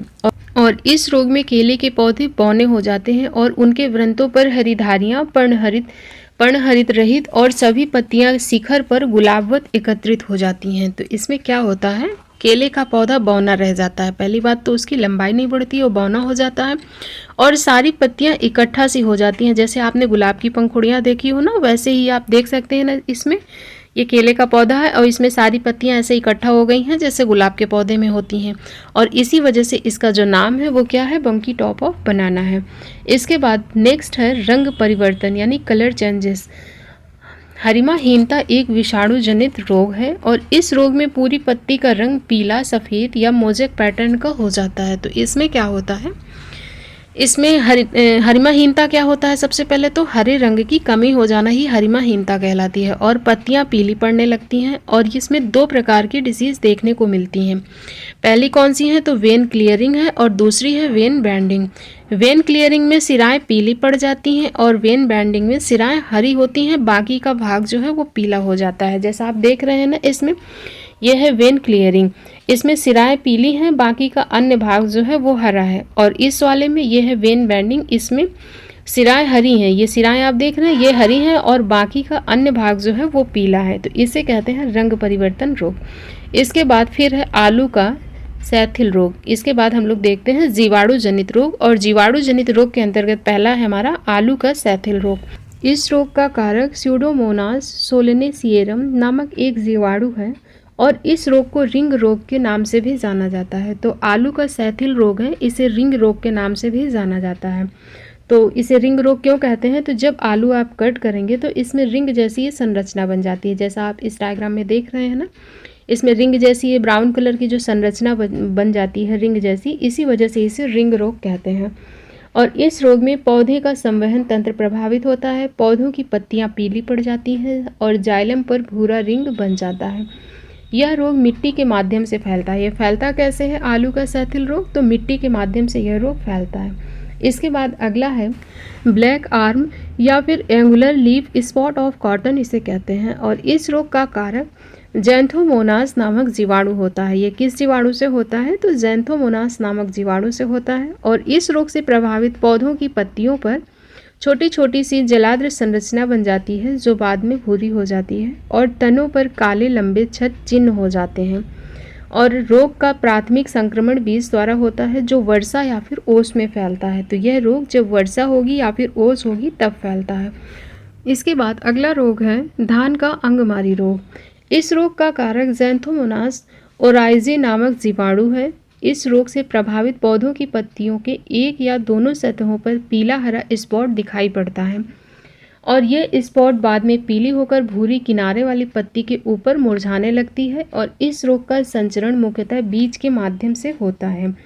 तो इसमें क्या होगा कि पहले बीज में पीले हरे स्पॉट बनेंगे, फिर किनारों पर बनेंगे। पहले कहाँ बनेंगे? बीज पर बनेंगे, पत्तियों के बीज पर, और इसके बाद फिर पत्तियों के किनारों पर बनेंगे, और फिर पत्तियां मुरझा जाती हैं। इसे कहते हैं धान का अंगमारी रोग। इसके बाद अगला है सिट्रस कैंकर। सिट्रस क्या है? जो खट्टे फल होते हैं उनमें फैलता है, जैसे कि नींबू।